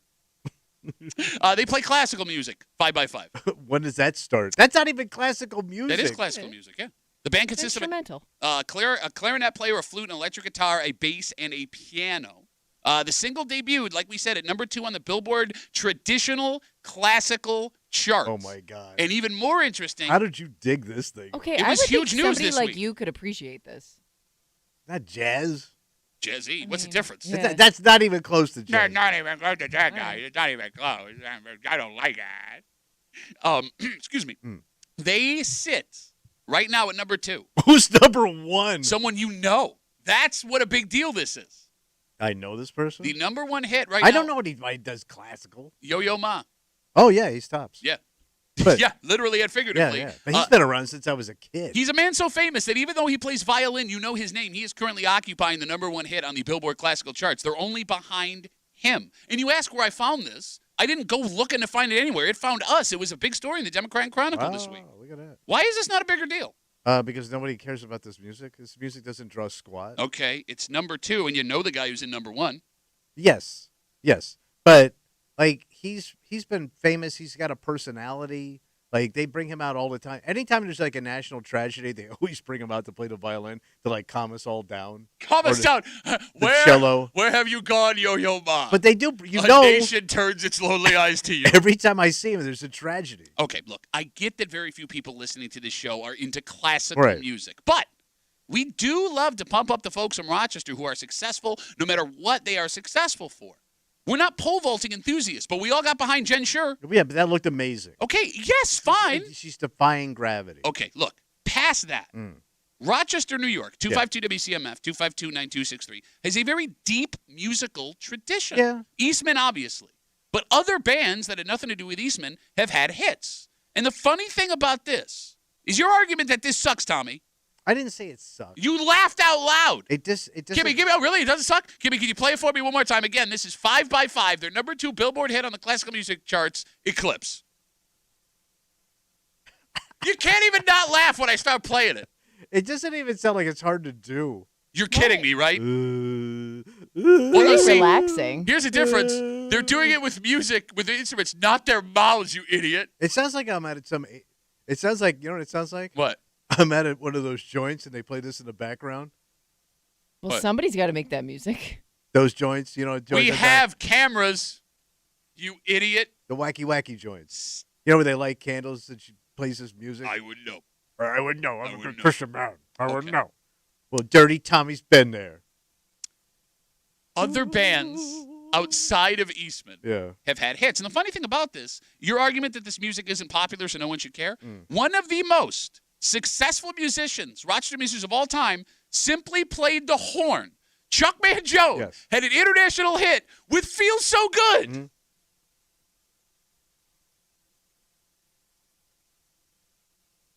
It's a great tune. Oh, I'm sorry, what? It's a great tune. Really? Because nobody listens to the horn. There's not a lyric in this song. He toured. Yes, I understand. He packed him in. That's my point. Keep it going, Kevin. Come on. You know why? Because it feels so good. It does. Okay. No one has another horn song that bought that album. Fair? No one else has a horn song. Nobody else that bought that album bought an album of entirely horn music. Well, he had a band behind it. I understand, but he played the horn. It's his song. Mm-hmm. Do you care about Chuck Mangione? Oh, I love Chuck Mangione. Okay, so what's the difference? Chuck Mangione's music is entertaining to me. Oh, really? I'm just doing it with my mouth. It sounds easy. No, that's when he toured with your mom. Smells so bad. He was blowing the wrong end. Even Jars of Clay. No, they were a Christian rock band. Yeah. Two guys from that band in Rochester. They had a hit in the late 90s. Yeah, that's right. It was called Flood.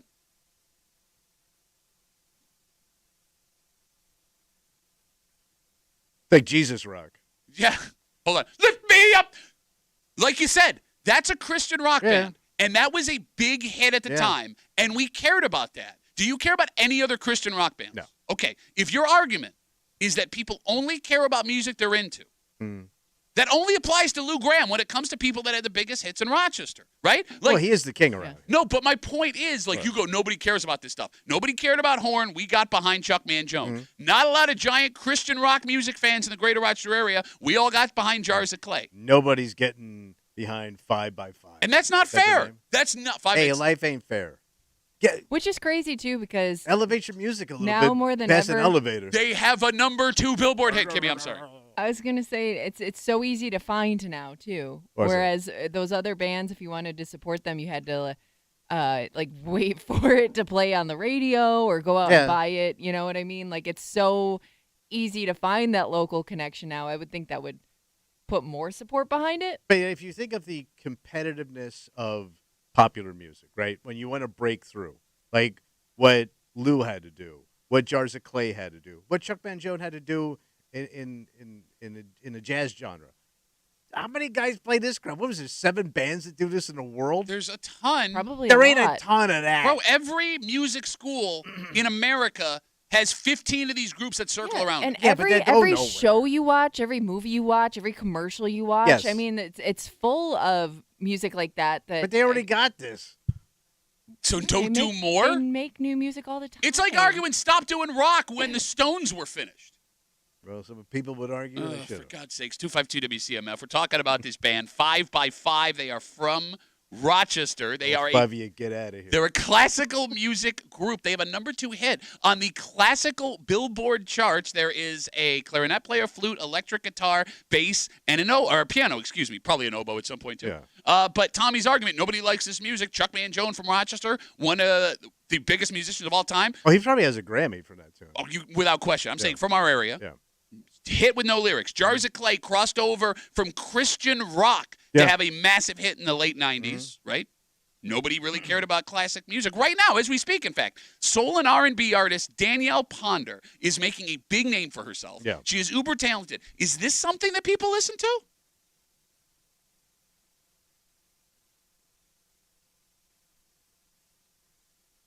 Oh, that's good stuff. Oh, you like that? I like soul Why? music. Yeah, you like this. Yes. So it's good. This Yeah. is not something you hear on Top 40 radio. But think of how hard she had to work Oh, my God. by herself in a man's world. Are you serious right now? Are you serious right now? Pull herself up to the top. You like soul and R&B, so that's cool. You don't like classical, those guys are Classical, dicks. and by the way, classical, it died 100 years ago in orchestra But it didn't. pits. It didn't because you know Yo-Yo Ma. I know him. Okay. And you know 5x5 now. I do know those boys. And there's men and women in the group. Oh, excuse me. I didn't realize they had women in the group. I'm giving you the information. Why would you assume that all the people playing the classical music were men? Because women have more sense than that. I don't know. 252 WCMF, 252-9263. We got Facebook messages coming in. You can always get us at WCMF at the Break Room Facebook page. Randy writes us, Tommy, bands like the Trans-Siberian Orchestra and Pentatonics sell hundreds of thousands of tickets on tour every year. People do like music they don't normally listen to when they give it a chance. That is a good point. The Trans-Siberian Orchestra is like nothing you hear, and they sell it is unique. Crap ton of tickets every year. Do they not? Oh, yeah. Is Pentatonics the a cappella group? I had never heard of them. They came, Kimmy's nodding. They came to CMAC? Yeah, I mean, when's the last time? So they sing with no instrument. Outside of the theme song to Where in the World is Carmen Sandiego, when is the last time you listened to an a cappella group?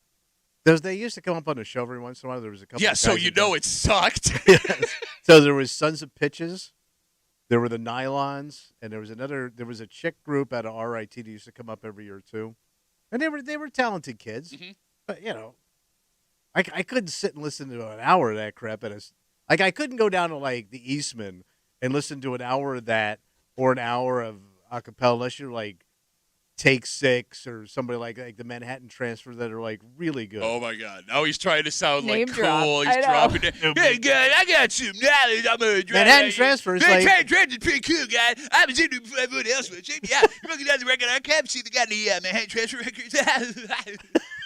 Check me out. All right. But cool, guys. Could you sit and listen to that for an hour? Look, it ain't my style. But No, could you do it? Though? No, but here's the thing. I had not been exposed to that. That is not what I expected from classical music, and I don't hate it.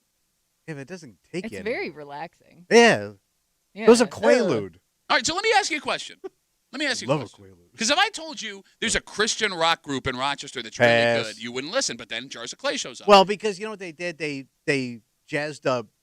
They put some energy in Christian Every music. Christian rock They band put sounded some like that. energy In in the No, but 90s. there was a time when there was a time. There was a time when that wasn't allowed. Like that was considered a sin. What I'm and then getting, it switched. all right, if I told you, hey man, there's a guy who blows the horn like you wouldn't believe. Let's go see him. You would tell me to shut up.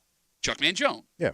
If I went to go see 5x5, and I will admit, I would not go to this on my own. My wife brings me to something like this, and I came back and I would go, "You're not gonna believe this, man. These people Change are brilliant." my world. Would you go? Who said?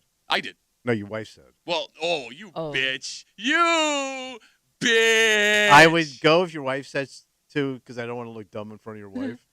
Yeah, so bro. I would say Well, yes. that sounds awesome, Dr. Duffy. I'll definitely go test it out. Yeah. Hey, you think the Manhattan Transfer's get over for me? 252 WCMF. So we talked about discussing 5x5, number 2 Billboard hit on the classical charts. They're from Rochester. We talked about Chuck Mangione. We talked about Lou Gramm and Foreigner. We talked about Jars of Clay. Apparently there's someone we're forgetting. Yeah. Teddy's on CMF. Hey, Teddy, how are you, buddy? Good morning. How are you? Good, brother. Hey, you guys never talk about the icon composer from Rochester here, which is he won about 11 Emmy at least. Who's that? Jack Aloco. Say that again? He's got Jack it right. Aloco. Chet. Jack Aloco. Aloco? Yep. Okay. He's the composer from Young and Restless and Bold and Beautiful. He's from Rochester here. Oh, I didn't know that. Never heard of him. Oh, there you go. He's in the Rochester Music Hall of Fame. We were Is there, it- too. Oh, absolutely. Yes. He's a conductor? Well, he must be from here. What is he? He's a composer. Composer. Well, Yeah. that's the guy that writes He's a music. composer, conductor, and songwriter Still takes a lot of talent. I get, but like, you know. whose career spans television, film, and theater. But like, did he have a hit? All right, Teddy, let me ask you this. Are you into his music, or do you know him personally?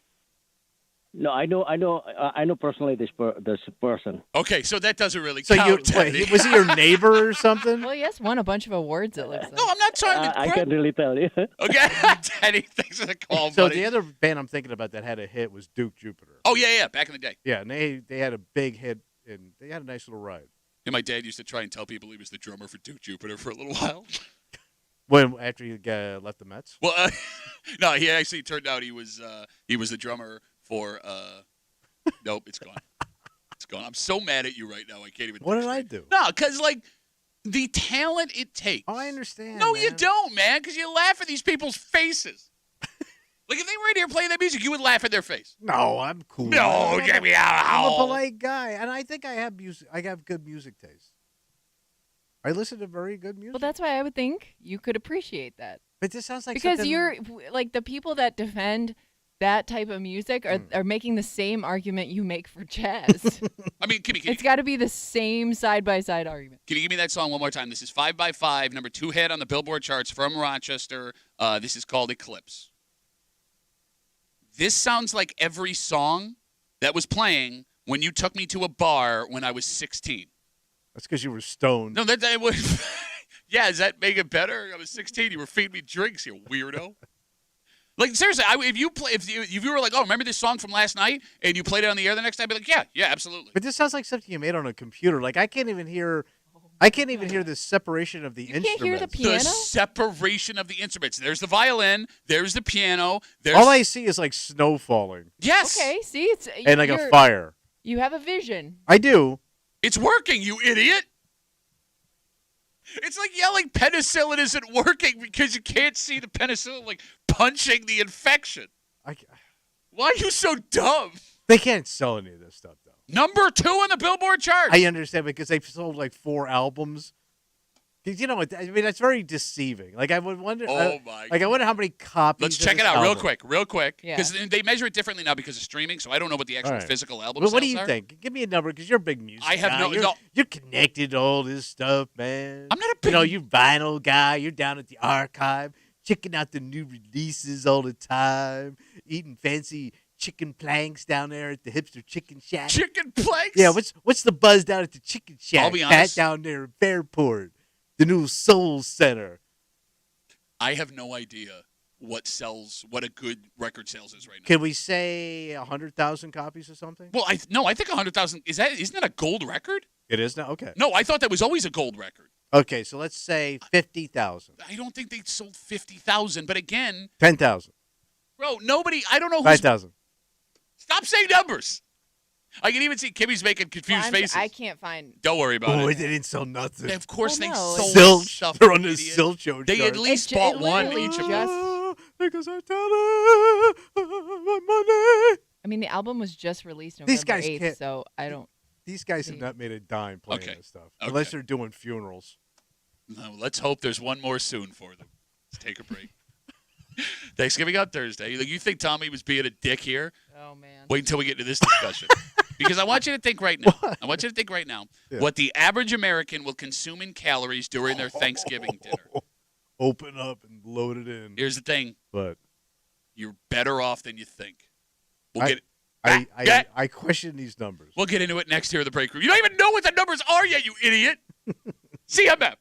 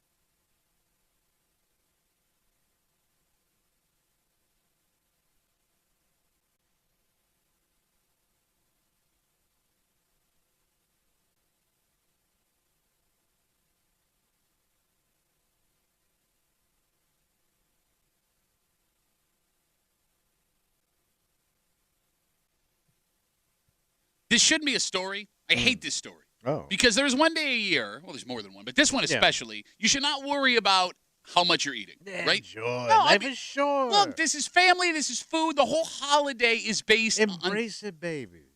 But here's the thing. Yeah. Even if you are worried about this, you're probably going to be better off than you thought. Okay. You're hanging out in the break room. Rochester's Classic Rock 96.5. WCMF will jump right into it. So I have in front of me the amount of calories the average American will eat during their Thanksgiving dinner on Thursday. That's the dinner. You got it. And I had asked both of you to come up with a number in your head you think it is. I'll start with you, Kimmy, knowing that somebody is going to be a giant dick. How many calories will the average American consume during Thanksgiving dinner? 2,000. Okay. Tommy? 2G. Well, that's like what you're supposed to get in a day. You're going to suck that down in gravy and butter. What are you thinking? Oh, it's 45 to 5. 5,000 calories? Bro, between the rolls, the butter, the mashed taters, all the other crap. You can't eat 5,000 calories and You live. can't. And the pie, the goddamn pie. Okay. Slice of pie is 1,000 calories. The average American Ice cream.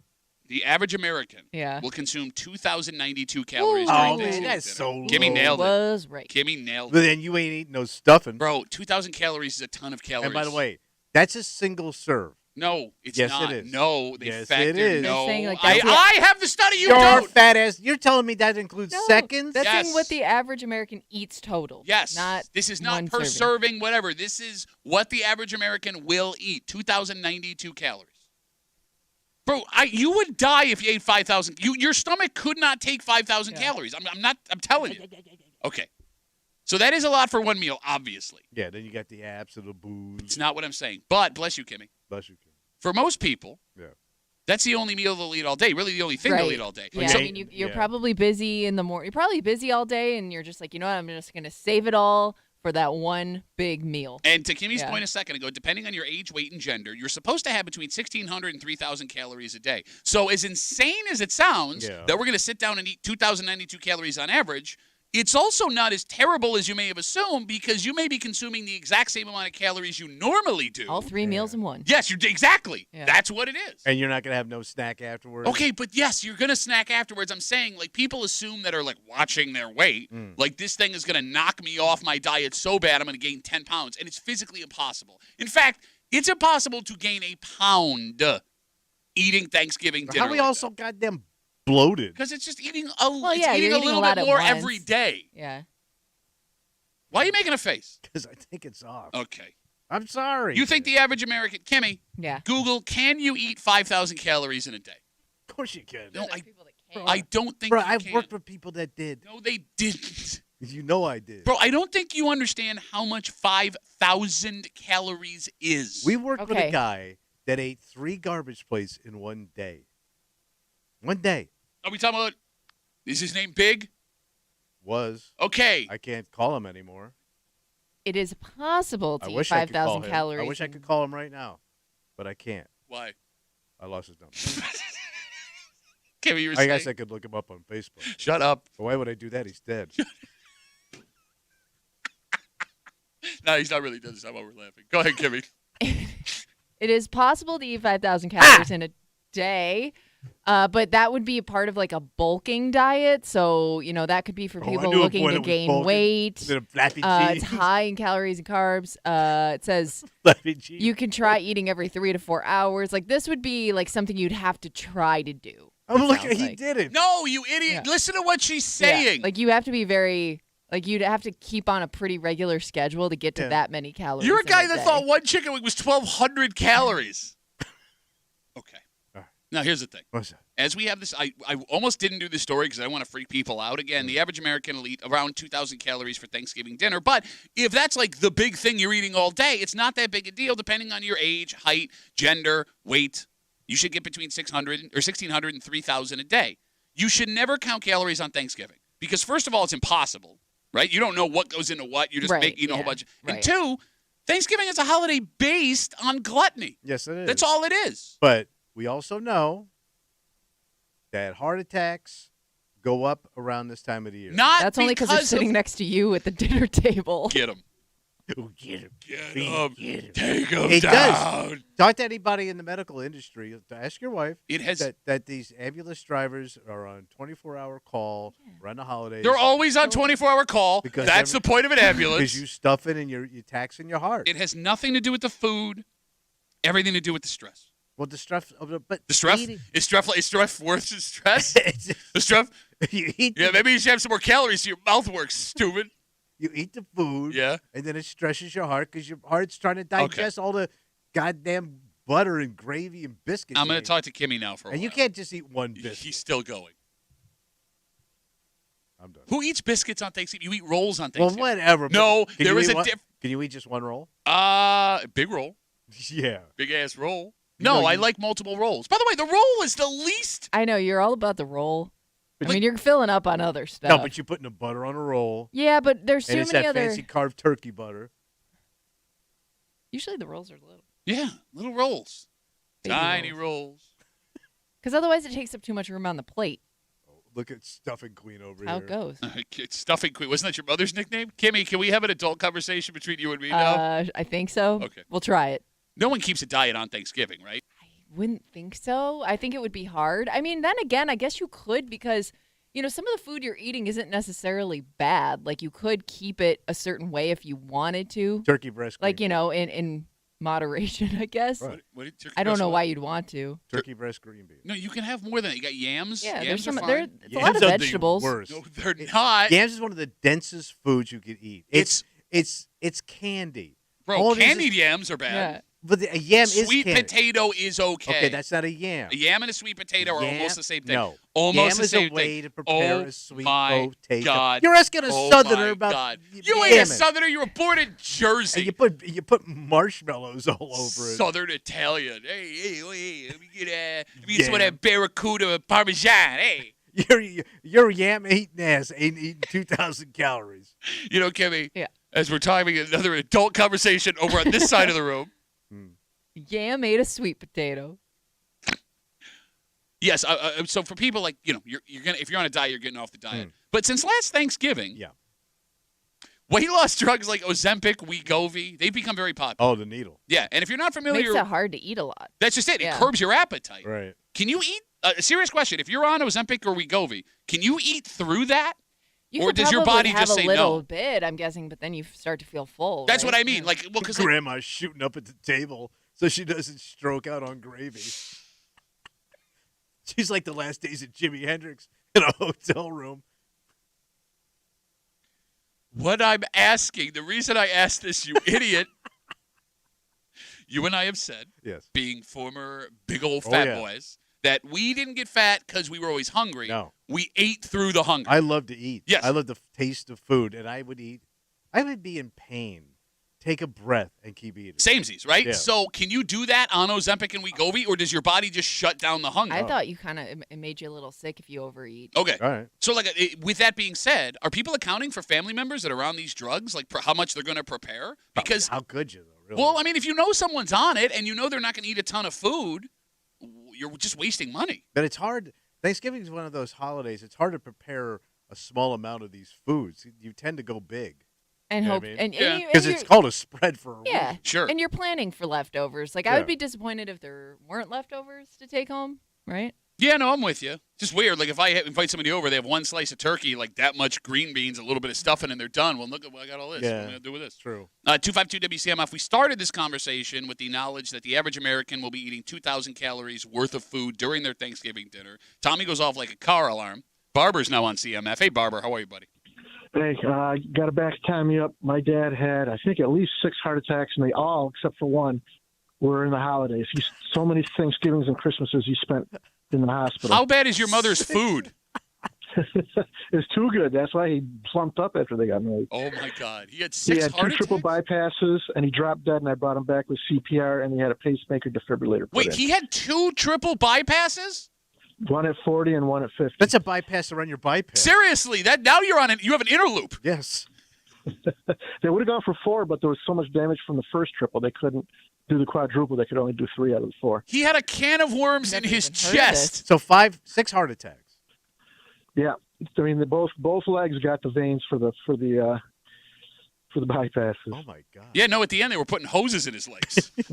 But it's true. The more people die in the last week of the year between Christmas and New Year's from heart attacks than any other time during the year. So be careful with your intake. No, for God's sakes. Slow down. Chew your food. Barber, thanks for the call, buddy. Nobody's going to take it away from you.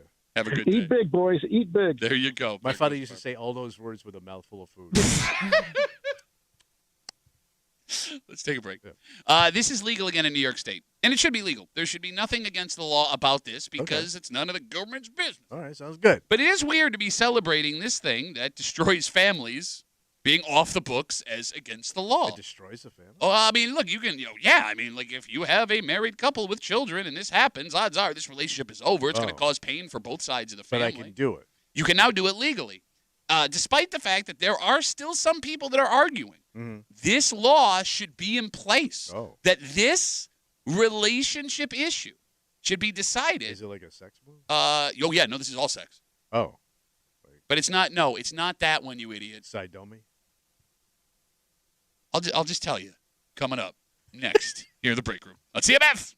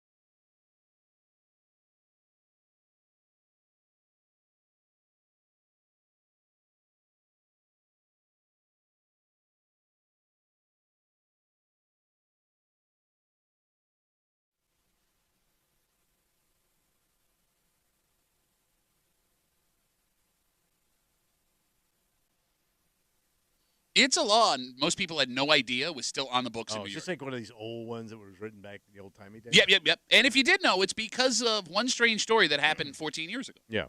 You don't want the government involved in your personal romantic relationships. Keep them out of your bedroom. And after over a century, Wow. well, now New York is budding out of this. Oh. You're hanging out in the break room, Rochester's Classic Rock 96.5, WCMF, just after 8:30-ish. Mm-hmm. We've been talking a lot about Thanksgiving. It is around the corner. And, people grab stuff and bring it. Sure. If you have someone under the age of 21, make sure you do not assign this to them, because it turns out you need to be 21 to buy this in New York State. But, is it the obvious stuff? No, no. In fact, there's a lot of stuff, it turns out, that you had no idea you had to be of age to get here in New York. And we'll get to it just after 8:30 here in the break room on CMF. On Friday, in Albany, Governor Hochul What'd she say? signed a bill officially making adultery legal again in the state of New York. Oh, look at that. Go get you some Hochul. Yep, cheating on your spouse. Well, no, I don't think she's interested. Now, for those who don't know, the adultery bill had been on the books in New York since 1907. Damn. And if you were caught cheating on your spouse and they wanted to charge you, it was a misdemeanor with a conviction that could cause, let me try that again. The convicted could spend up to 90 days in jail. For just sleeping around on your old lady. Yeah, you got it. Over the last 40 to 50 years, it was almost never used. So you would be forgiven for not knowing it. Yes. But I do remember when it came up. you got it. It should back up on everyone's radar after a very strange story in Batavia in 2010. Mm-hmm. A woman was caught having sex in public with a man on a picnic table in the middle of a park. Yeah. And she was married. She was arrested and charged with adultery. And that's when we were like, wait a minute. Mm-hmm. Okay. Now, by the way, those adultery charges were eventually dropped during the case. So, praise the Lord. Yes. We can all legally cheat on our spouses again. Tell me, the fact that that was a law in the first place is ridiculous. Well, I can understand why it was written back in the day, because if a man cheated, and most of this is written towards men, because it would have left the woman in total poverty and no way to get anything out from these men. You needed some kind of recourse to get the men to pay. I want you to remember that for about 5 minutes from now. Remember what you just said. All right. Please. All right. Now, the fact that it was a law in the first place is insane. Although it does feel a little bit strange that people are welcoming this, right? Because, it's a weird thing to cheer for. Yeah. Adultery. I get why it all makes sense, but it's like a weird thing to bring back. Yeah, like the government should not be involved in your marriage. It's marriage. not encouraging you to do it. It's just saying you can't get in trouble for doing it. But people were arguing, and they should be, and they should have been. Yeah. They're arguing for the ability to cheat on their spouses with no punishment. But that's a hard argument to make in front of your spouse, right? Because if I went home with my wife and I was like, hey, adultery is legal again in New York and the government shouldn't be involved in your marriage, I'm sure my wife would be like, you're right. But if I pump my fist, you can't be popping champagne, right? Well, that's why I figure, because there are all those weird laws in certain states that just don't apply really anymore. But I could see why they just kind of left it, because to make the argument against it is to make an argument for it, which is weird. Yeah. You can't bring your horse into a saloon. And you can't have sex with it on Sunday. Just weird stuff like that. I guess why bother touching it? Because then are we talking about the horse? The law. No horse touching. Because then some jerk's can actually bring a horse into a bar and be like, well, it's not against the law anymore. Yeah, you're right. 252 WCMF 252-9263. So here's the thing: we're all in agreement that adultery should not be illegal. Right. Okay, but the discussion about getting rid of this law started a year ago, and when it did, there was a group in New York State, not a formal group, but like-minded people, that started to argue that not only should the law stay put, but that it should be enforced. You don't have enough prison cells. They argued that making adultery against the law would help keep families together. Mm-hmm. They argued that split homes put children and parents on both sides in financial despair, that you'd have fewer kids in poverty and less people collecting benefits if you actually punished cheating husbands and wives. Do they have a point? No. No? No. You don't think a law against adultery, if it were legitimately enforced? Well, first of all, I don't see why. Why keep a miserable marriage together and make kids be inside that house with a miserable marriage? I agree with you. You know what I mean? I agree with you. But I do think this argument, although stupid and irrational, is interesting. because it's kind of a chicken or egg discussion. Would having to get divorced to sleep with someone else make people stay in marriages? Or would it make them end them earlier? Knowing the consequences. Exactly. Because let's say like they up the punishment. Right. 5 years in prison if you're caught cheating on your spouse, right? Very few people are going to risk that. But they would still cheat. And they would sneak around. They would just go underground. It's the same way with like prohibition didn't stop alcohol. I think Yeah, but then you got to sleep with Al Capone, and who wants to do that? I also think everybody that cheats thinks they're never going to get caught. Right. Understood. But I mean, look, there are consequences that will deter people from doing things. And by the way, why do we need to deter that? I don't see the benefit of stopping people from cheating. Well, in this case, the argument from these people that wanted to keep adultery illegal was keeping kids financially the family stable. together, Yes, right. exactly. The home unit together. Bingo. And my statement is it's already unstable because one person wants out. Okay. So trapping them like an animal is not going to make that home any better. Like an animal. I am not an animal. Won't you let me live? 252 WCMF 252-9263. As of Friday, adultery is officially legal again in New York State. They signed a bill that revoked a law that was put into place in 1907. It was almost never used except back in 2010. A very strange story in Batavia where a woman who was allegedly having sex at a public park with a man that was not her husband was charged with adultery, although down the road those charges ended up being dropped. Let me ask you this question. Yeah, sure. Because let's say they didn't even punish you. All right. Right? Like you had the threat of jail time, but it was one of those things they never did. All right. But if you're arrested, Yeah. your name shows up in the papers. Oh, sure. Mm-hmm. Would people risk potential jail time knowing, or embarrassment, knowing that if they were caught, if their friends got on to like the Batavia Daily News, Like a public shaming of like a mugshot. I mean, that's what it would be, right? I think that it would be like more a John, What's that? a guy who goes to prostitutes. Yes. I think that would be more of a punishment for a lot of people than the actual jail Public time. shaming. You Yeah, think? like just having everybody know about it. I think that's. I mean, obviously you don't want to do jail time, but I guess you could, in theory, keep that a secret, whereas you couldn't keep it a secret once it's in the news. Yeah, I mean, people get arrested Yeah. for things all the time. I'm sorry, you're right. Yeah, like you can be arrested, Yeah. and if it doesn't make the papers, you're Right. good to go. But the papers would jump all over this. Sure. Hey, I keep saying papers like we're the 1920s. So you think it would keep it down? Well, no, I'm asking. I don't know. Like, because Kimmy's right. Nobody ever thinks they're going to get caught doing stuff like Right. this, Yeah. right? So maybe it wouldn't have any effect. But once you started seeing that first wave, if you would legitimately enforce this, of guys, men and women being caught cheating, and you got to open up, get online on Twitter, and there's a mugshot of, Dave Smith arrested for cheating on his wife. He's a hound.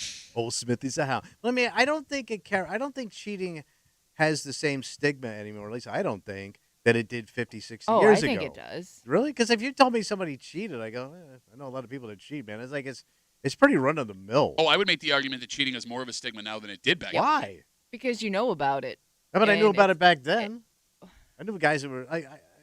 Most of my but buddies you didn't see. cheated. Okay, but I here's the cheated. difference. You didn't see their significant others posting about it on Facebook and how much it hurt their family or how big of a piece of crap he is. Like there is Maybe an if you didn't whine entire so much on Facebook. there is an entire Facebook group, city by city, Yeah. dedicated to Cheaters. showing you the guys that cheat on their wives or girlfriends or you know what I mean. Like I think there's a lot more shame around it now. There was also, from your dad's age up until, when you were Yeah. in your 30s, where there was at least boys will be boys, Oh, yeah. right? Like he's out making the money, he's going to do what he does, and you just got to deal with it, where that doesn't exist anymore. So I watched this thing.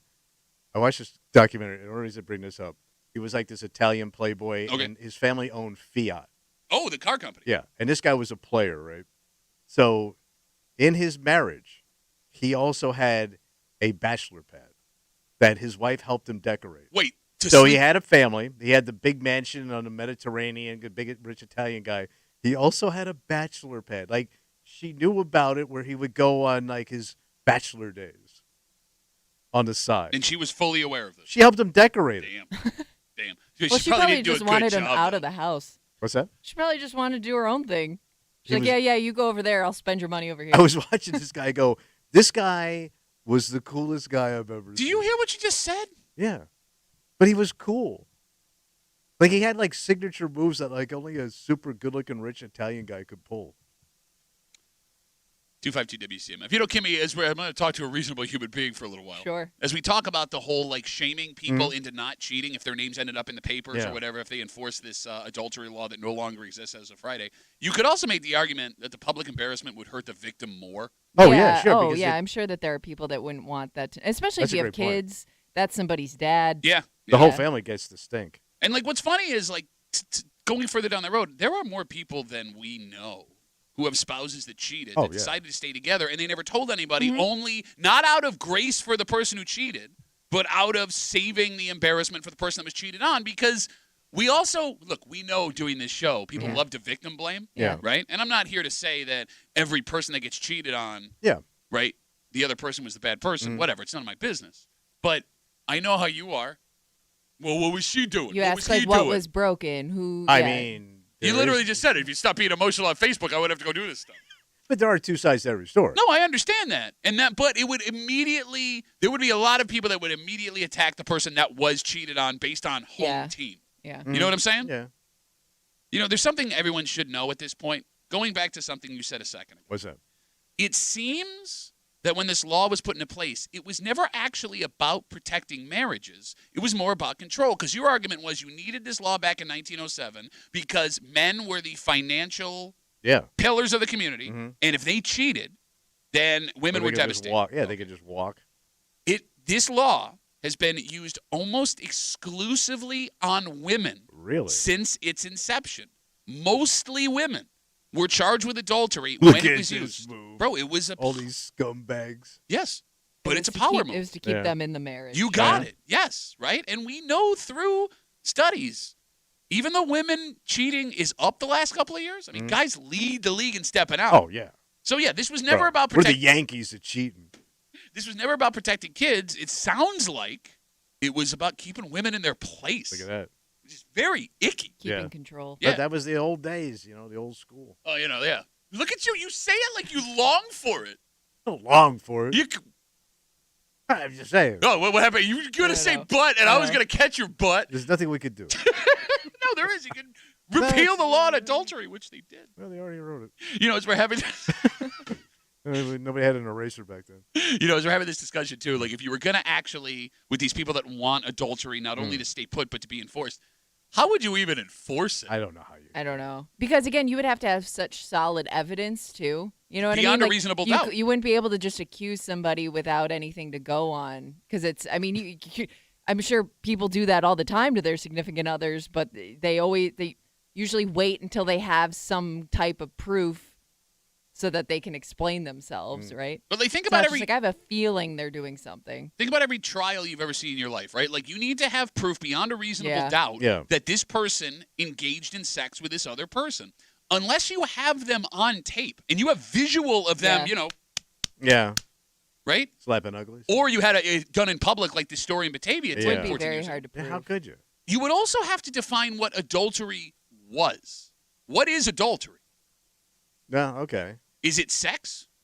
Intercourse. I thought it was by the straight up intercourse. Well, any type of sexual activity. Well, no, that's different. Because is a knob job sex? It's going to be to your wife. It's not intercourse, though. Yeah, but it's mouth course. Is an HJ sex? Is a finger blast in sex? Is that adultery by the letter of the law? I would think. I'm asking sincerely. I would think all that stuff would probably come under the umbrella of you cheating. But you messing. Those last two, there isn't.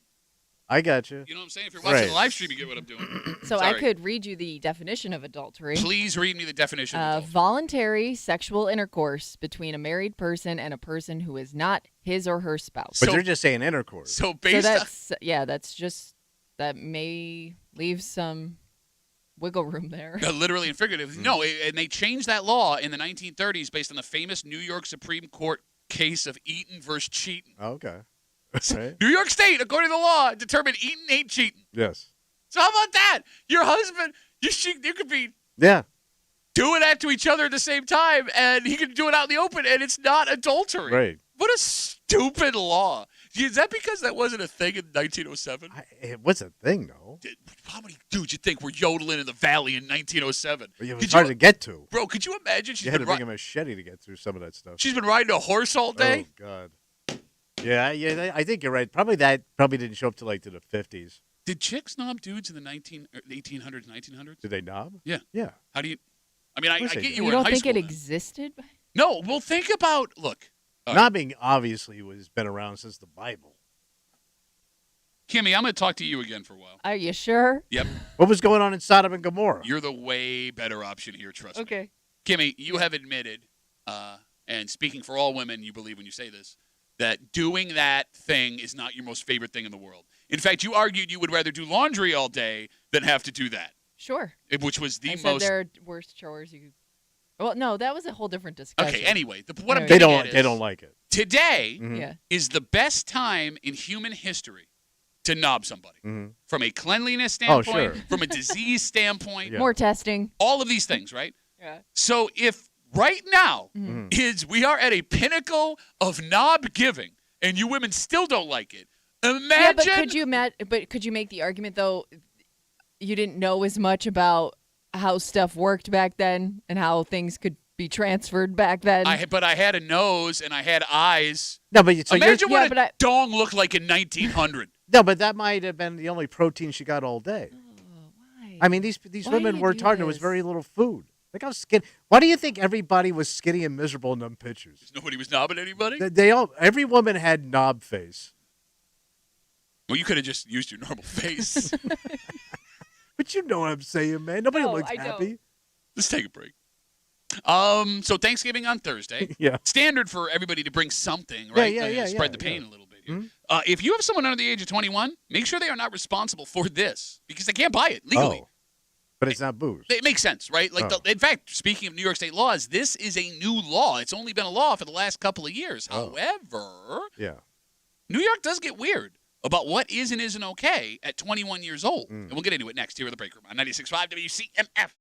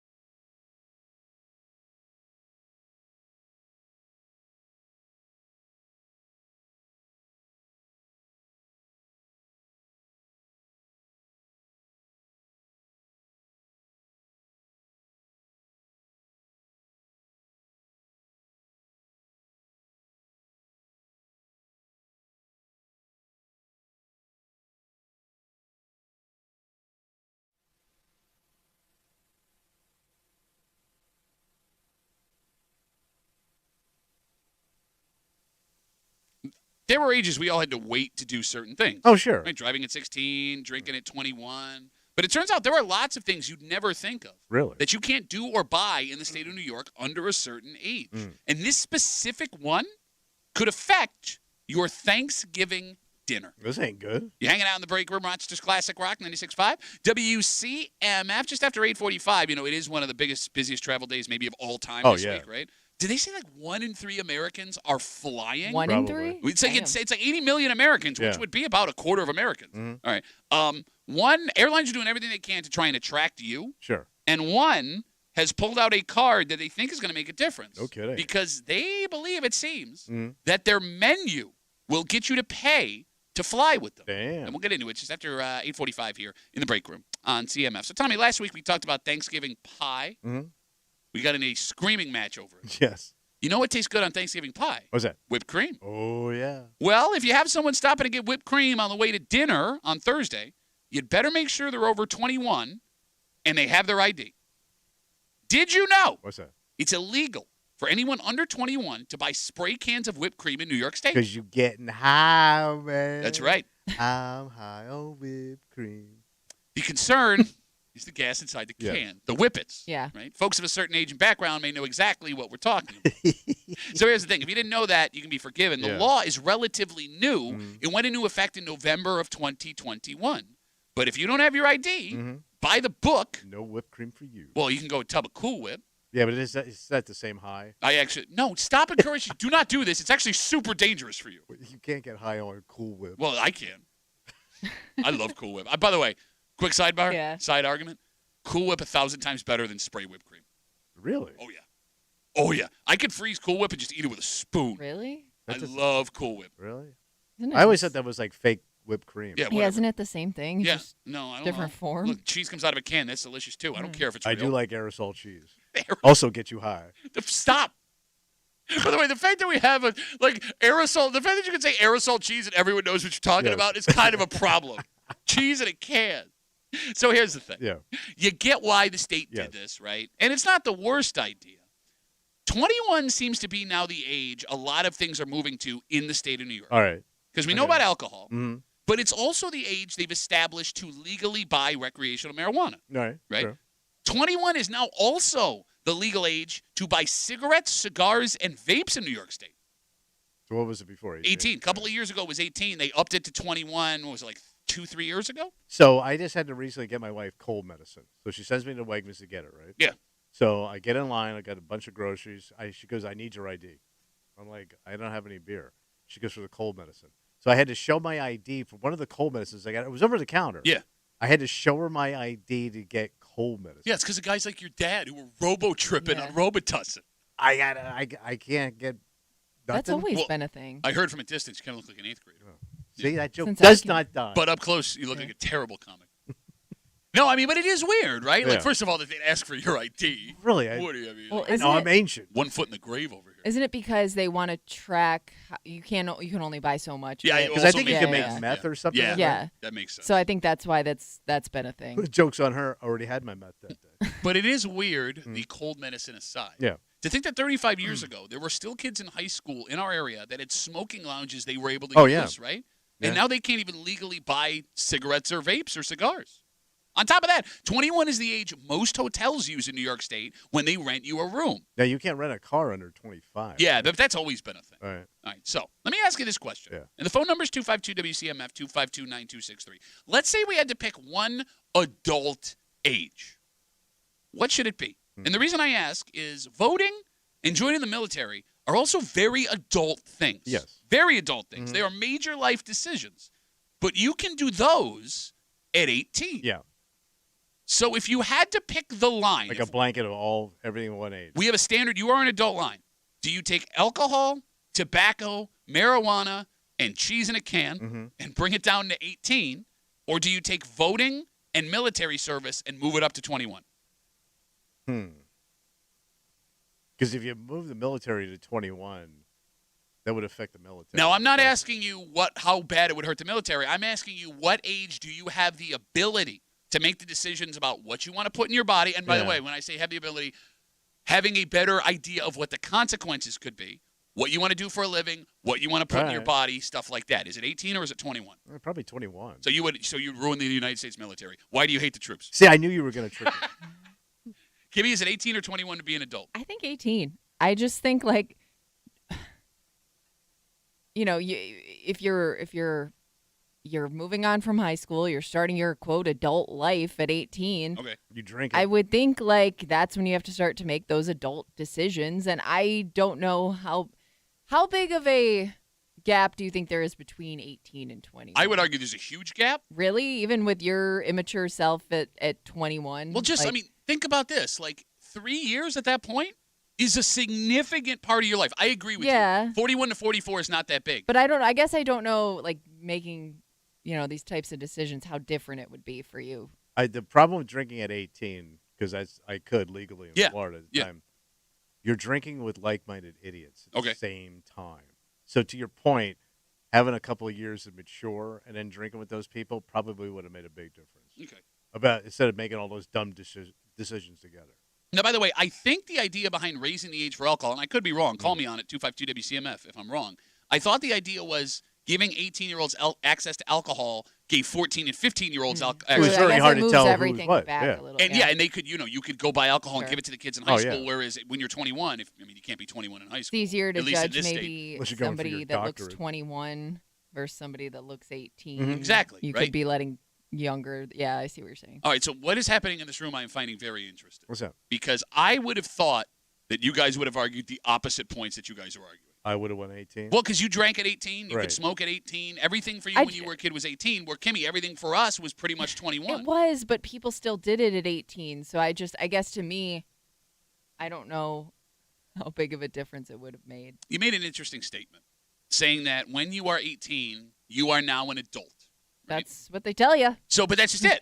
Yeah. Is that true, or is that what they tell us? Because I can sit here and say, even with the grown man things I was doing at 18, I was not an adult at 18. Yeah. Were you an adult at 18? No, I wasn't an adult at 35. Kimmy, were you an adult at 18? No, but legally, yes. Okay.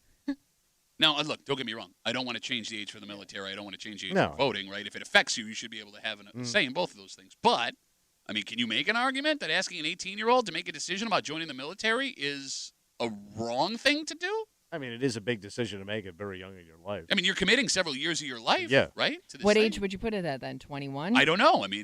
Would 21 make it better? Do you think a 21-year-old would have a better grasp on the world, what they're committing sure to? They would. You just have a few more years of maturity. I'm always curious, like to the men and women, 252-WCMF, that committed to the military at 18 years old, right? Yeah.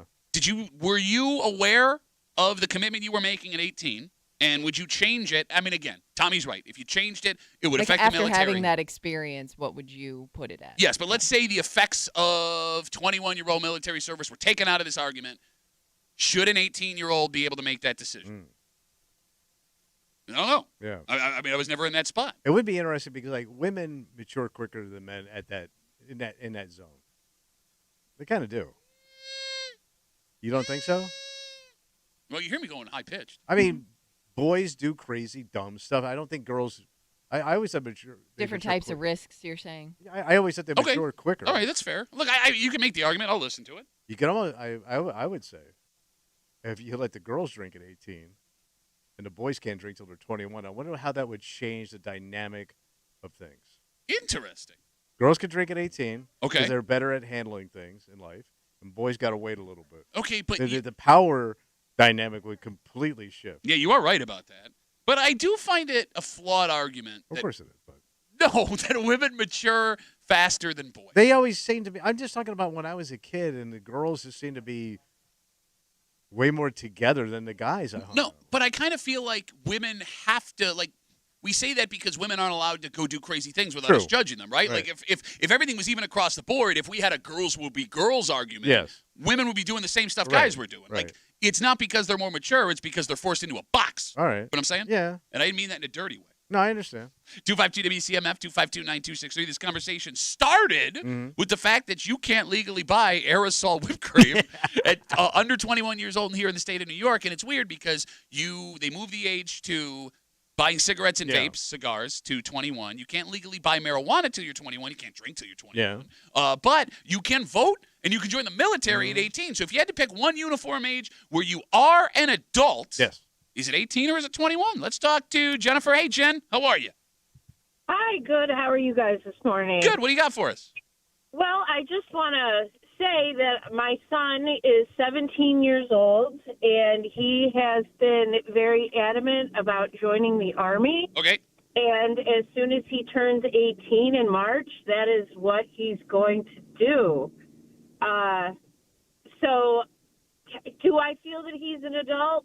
Not really, because he's my kid. Yeah. But this is the decision that he's going to make. And, once he turns 18, I can't stop him. Not that I want him to, but I can't stop him from signing those papers. No, okay, and again, this is not a discussion about whether or not, the military is a good idea. I guess what I'm asking, Jennifer, is knowing your son, and every kid's different, Yeah. do you think he has the maturity to understand what he's committing himself to? I think my son does, but I don't think every 18-year-old does. Okay. All right, but you're not someone, Jennifer, I'm sorry, just to cut you off here. You're not someone who served, so you don't have that personal experience, just to be clear. Correct. Okay, I'm sorry. Correct. Go ahead. His uncles have served, so he has that perspective of it. But he definitely, the whole drinking until 21, he's brought that up to me, too, about how he can go die for his country, but he can't have a beer. It is the weirdest thing, man. Because they used to have the one where they could with a military ID. How long did that last for? I don't know. Hey, but that was in Florida when they switched it Right. over. Jennifer, thank you for the call. Oh, I'm sorry. Go ahead. And once you go overseas, the drinking age changes anyway. So if he's overseas, he'll be drinking. Well, hell, I mean, Jennifer, you drive, 60 miles north, the drinking age changes. Right. So exactly. It's very weird. Jennifer, thank you for the call. Good luck with your son. Thank you, guys. Thank you. All right. Have a good day. All right. Take care. 252 WCMF. Folks are now in line here. Let's talk to Tom. Hey, Tom, how are you, buddy? Oh, very good, thank you. Hey, I got a quick comment about the military. Sure. In the 18 age, I have friends that are Air Force and whatnot, senior officers. They'll tell you got to get them while they're 18 because they're still fearless. By the time they turn 21, they know what's up.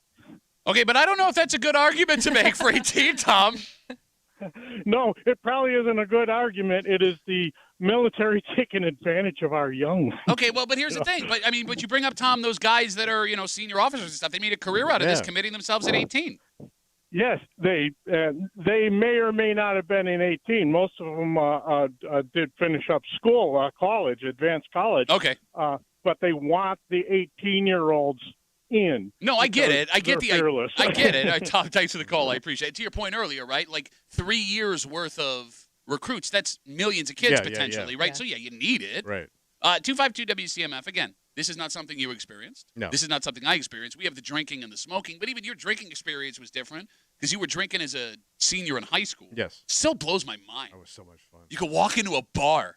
Bro, it was paradise. That's great. It was. And you ruined it all for all of us. How did I ruin it? Your generation just ruined everything. We gave you free pornography. No, you didn't. You didn't do anything for that. I had to support it. 252 WCMF. 21 or 18, What is the age where you are officially an adult? Chuck's on CMF. Hey, Chucky, how are you, buddy? Good morning. Hey, as far as my own history, I would say maturity is closer to 21 than 18. Okay.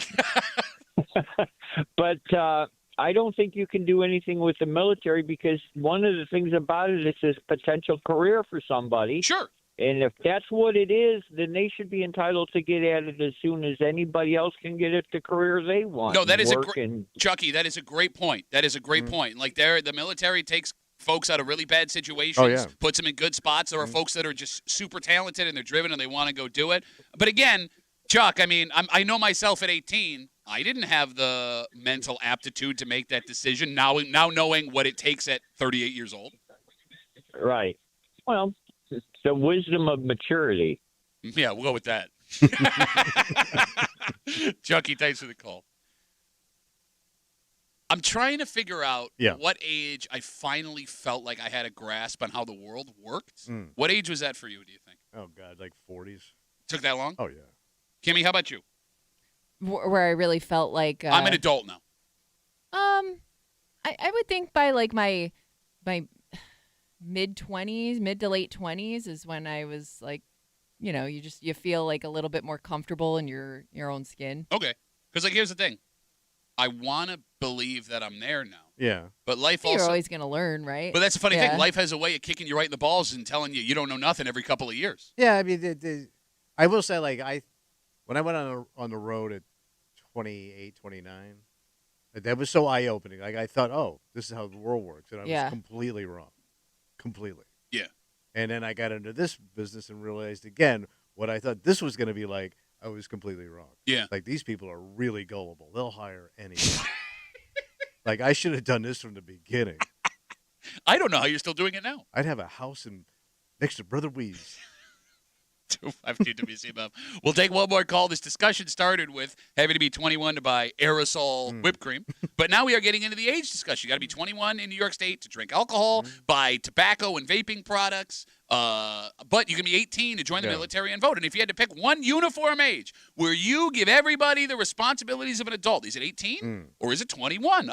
Everybody, I wish I could take everybody. I'm sorry. Let's give Dave the last word here on CMF. Hey, Dave, how are you, buddy? Good, yourself? Good, brother. What do you got? I think the one thing you guys are missing, you're talking about all the positives of when you becoming of age. The negatives, when you get arrested.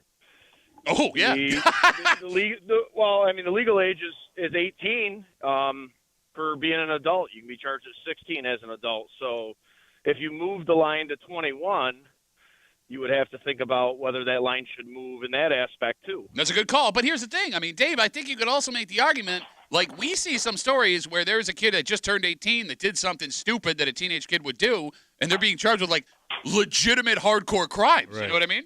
No, I totally agree. When I was 16 years old, I got charged with a Class C felony burglary. Me and my cousins broke into a house, but because I was at that borderline age, I got the book thrown at me. It was unfair and unfortunate. You know, we didn't hurt nobody other than we broke into a guy's house, but stole his stuff. But other than that, though, yeah, good kid. You know, but like at the time, my cousins were 14 and 15 because they were under that 16 limit age. They didn't get charged at all.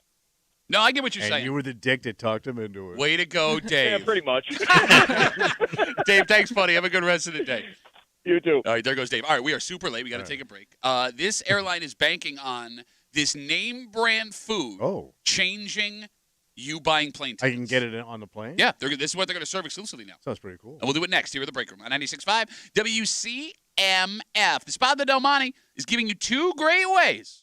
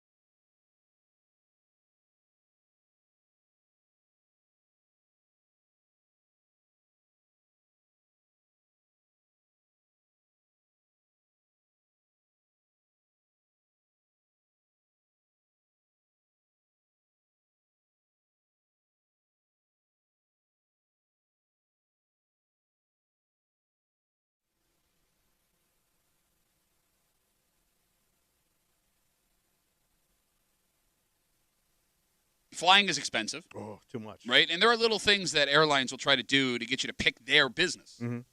This one's interesting. What do they got going on? Because you could laugh out loud that they think this is going to work. Yeah.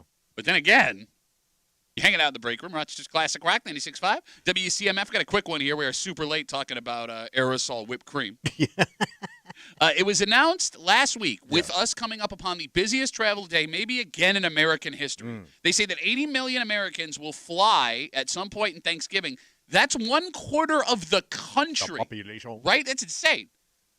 Delta wants you to fly their airline. And to talk you into it, they announced they will be serving Shake Shack hamburgers on flights. Like a regular cheeseburger. Yeah, that's what it looks like. Damn. Yeah, so Air burger. A number of airlines have made an effort to make the food better in the air the last couple of years because, there's all those jokes about how terrible the airline food was. But Shake Shack burger on a flight, is that enough to make you change an airline? That'd be some fun, man. Well, that's not flying fatties. That's not the answer to the question. Because, getting, using Delta and having this as a perk is great. Yeah. But Delta would only do this thinking it would work to get people drawn to their airline. Kimmy, does food matter to you in the air? No, because I can just get whatever I want from the airport and bring it on the plane. Oh, that's true. You know what I mean? Yeah. Because a lot of those places, they have Shake Shacks. They have, fill in the blank fast food. You can pretty much get whatever you want and bring it onto the plane. But this would be included in the price of your ticket. Yeah. Free burger. I mean, I guess it's a positive, but if it's a more expensive ticket, then I'm still probably not flying with them. And I wonder how good it tastes in the moment because because don't they heat it up? I mean, it's all pre-cooked. Yeah. They're gonna put it on the plane like they do the other food, so that burger could be like an hour old, but it's kept hot. Sure. It's not gonna taste the same. Maybe. You know it ain't gonna taste the same. No, I know. Well, it's gonna be deflated. Well, here's deflated. You know what I mean? It's not gonna have that pop. No, look, I agree with you, but then again, I haven't had recent airline food. Yeah, Actually, no, I take it. I'm sorry. Go ahead. No, I was just gonna say I can't think of the last time I ordered food on the plane. I take it back. I got a meal going to and from London when we went last year for the Bills but game. you were flying high ass. No, I got every. You didn't do the ooh with me. No, you get a meal when you travel over 400 miles, 500 miles, something like that. The airline food was good. I was actually impressed by it. What'd you get? What did they give me? It was I got breakfast because we went overnight. Okay. Oh, bangers and mash. It was an American leave, you idiot. No, what did we get? It was like a quiche. All right. It was good. Like Really? egg pie. Yeah. All right. But was it good or was it good for airplane food? Would you Good order question. it at a restaurant? I don't know the answer to that question I because can't think of the last time I had actual airline food that they served you, outside of nuts and chips. That's what I mean. That was the first meal I had in a plane in 20 years, and I was just used to the old crappy stuff. So maybe they're actually figuring this They out. stepped it up a little bit. But I don't know. Still, burgers are tough, man. You don't want a burger to sit. Mm. And that's Any that's hot food, yeah. Yeah, it would the bun would taste weird. I mean, I guess the only way to find out is to try this. Yeah. But there is a caveat, by the way. What? With Delta announcing they are going to be serving Shake Shack not only burgers, fries also on their flights. So first of all, you only get this if you are either a first class passenger, which is funny because if I pay for a first class ticket and you hand me a hamburger, I'm pissed. Yeah.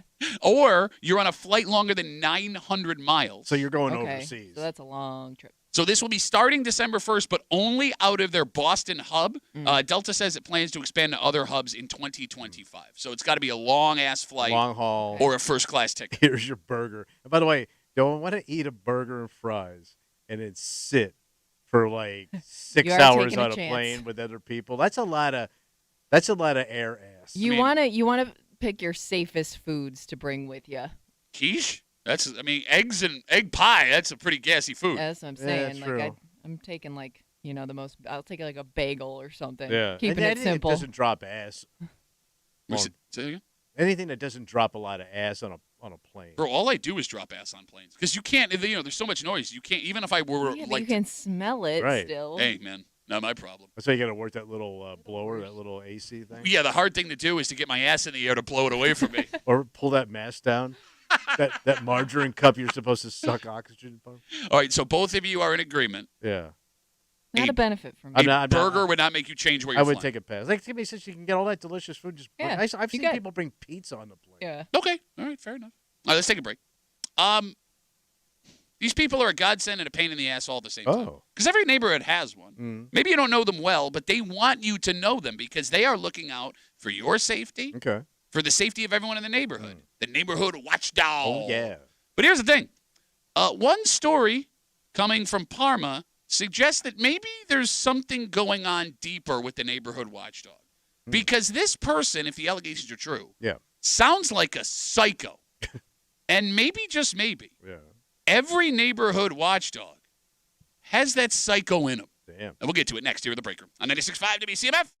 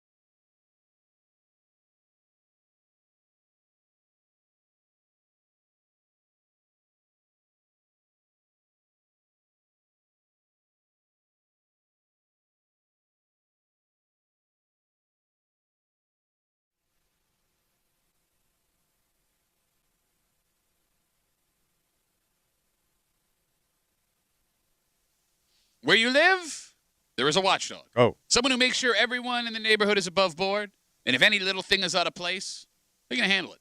The Badinsky. The problem is, What's that? this person, they've got no training. Mm. And as we may see with this story, could be a little bit off. Oh.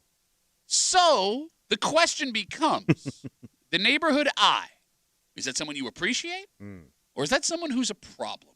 Oh. You're hanging out in the break room. Rochester's Classic Rock, 96.5. WCMF will jump right into it. This story comes to us from Parma. What happened? An unidentified trailer park in Parma. The victim, who was doing some work as a maintenance man, says he was wrapping up for the day, standing next to his truck around 5 p.m. Yeah. when he was approached by a man. And the Monroe County Sheriff's Department describes the man who approached him as 6'5", 6'5", 300 pounds. That's a dude and a half. You ain't kidding. Calm down over there. This large man began to inquire who the maintenance man was and what he was doing there. The victim then said the large man brought up an incident that had occurred between he and a man the maintenance guy had no prior knowledge of. Okay. Are you with me still? Yeah, He just started telling a story about another guy to this maintenance guy who had never had a met problem. Okay. With it, all right. Yes. Authorities say, while describing this previous interaction, the large man became angry. Just telling the story? Yep. So angry, in fact, that the police say the large man suddenly grabbed the victim by his shirt and then started punching him in the head and face area. But he wasn't saying it was him he was talking about. Does not seem that way in the All story. right.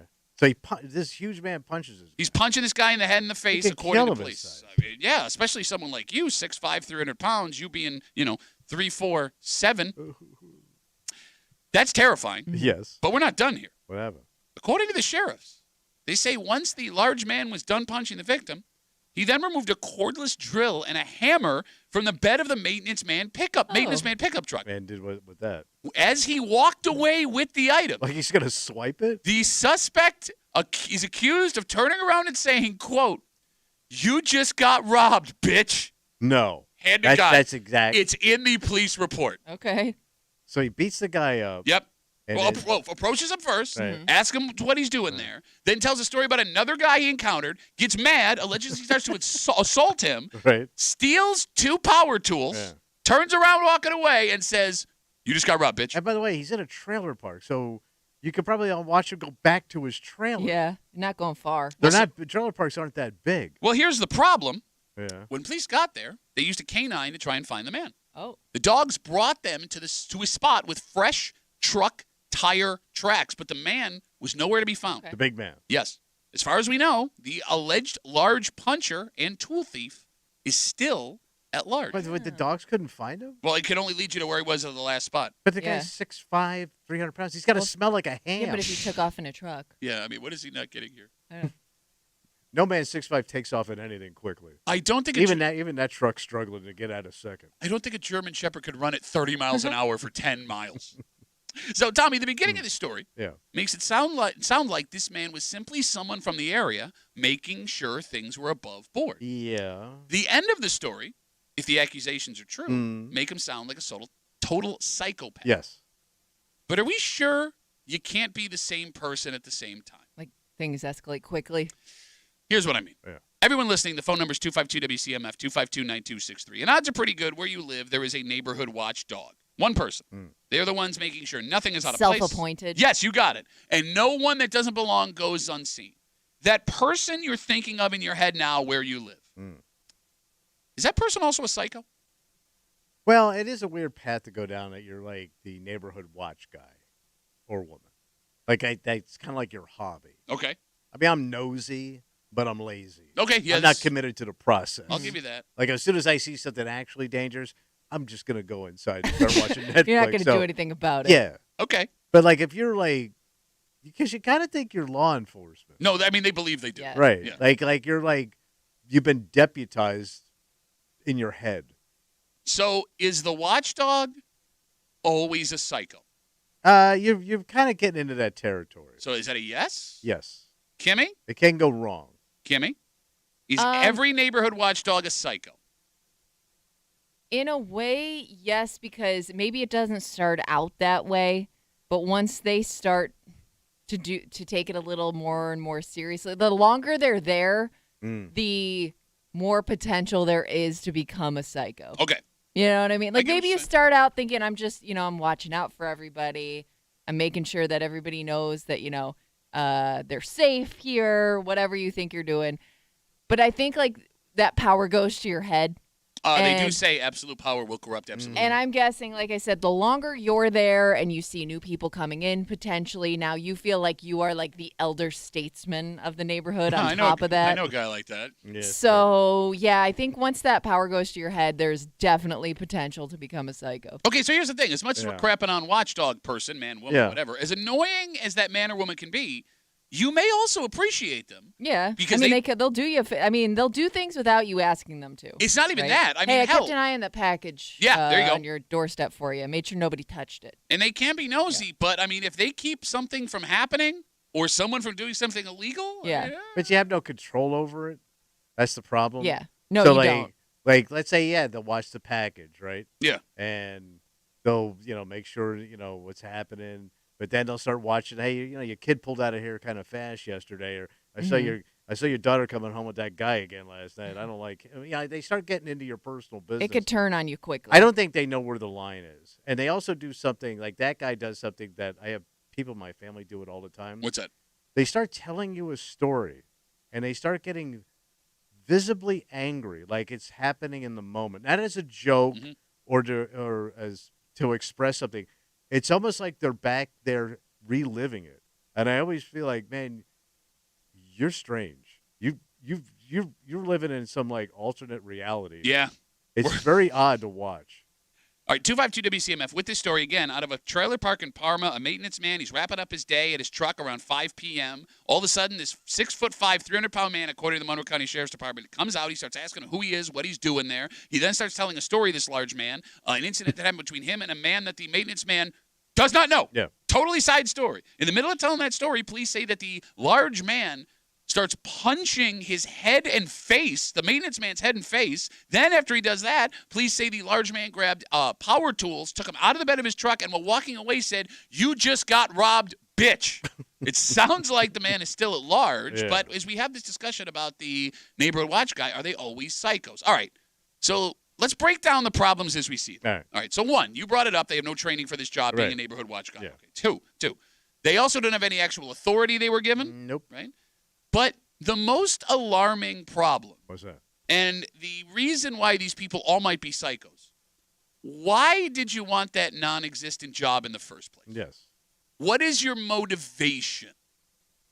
Because, do you want attention? Mm-hmm. Do you want recognition? Do you want power? Sense of purpose. Okay. I would say power and purpose. Okay, but if it's power, we're already halfway to Psycho Town. Oh, yeah. Because it's not real power. Mm-hmm. Sense of purpose is interesting. Yeah.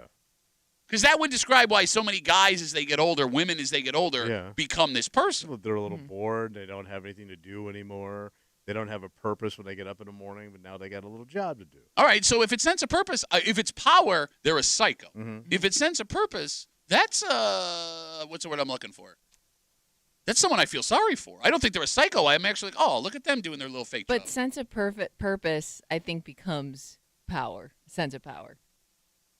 So purpose because if you're becomes power. Because if you're getting praised for these things that Yeah. you're doing and people are like, wow, that's so helpful. Thank you so much. You're great. Like, I think that can go to your head. And then it becomes a different thing very quickly. When you start getting that, we're so lucky to have you in this neighborhood. Yeah.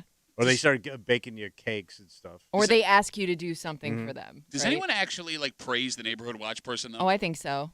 Like if let's just say, I feel like I would have to say thank you Right. if they did They something. pulled a move, You know what I mean? Like if they helped me out when I wasn't home, or And that's just throwing the light switch. yeah, and you're just saying thank you because you don't want to be a dick, even if you didn't want them to do that. So they're gonna take that and run with it. Do you have to thank them if they do something for you, even though they have no authority, no power, assign themselves to this position? Here comes a purpose-driven Pete. Goes straight out this neighborhood. So you don't want these people in your neighborhood? Not really. I mean, I got a camera and I got cops. Yeah, cameras are really good at giving you video of that person committing a crime that you're never going to catch. I mean, look, if we're being real here, as much as they're annoying, as much as they may be psychopaths, as much as you don't want to deal with them, But you don't have control over it. Yeah. I understand. We know how bad these things can go very fast, Right. right? Like, I'm not arguing for them, but, I mean, there are times where you appreciate that person being there. All right. But does it is outweigh when that turns on you? Right. What do you think? I don't think so.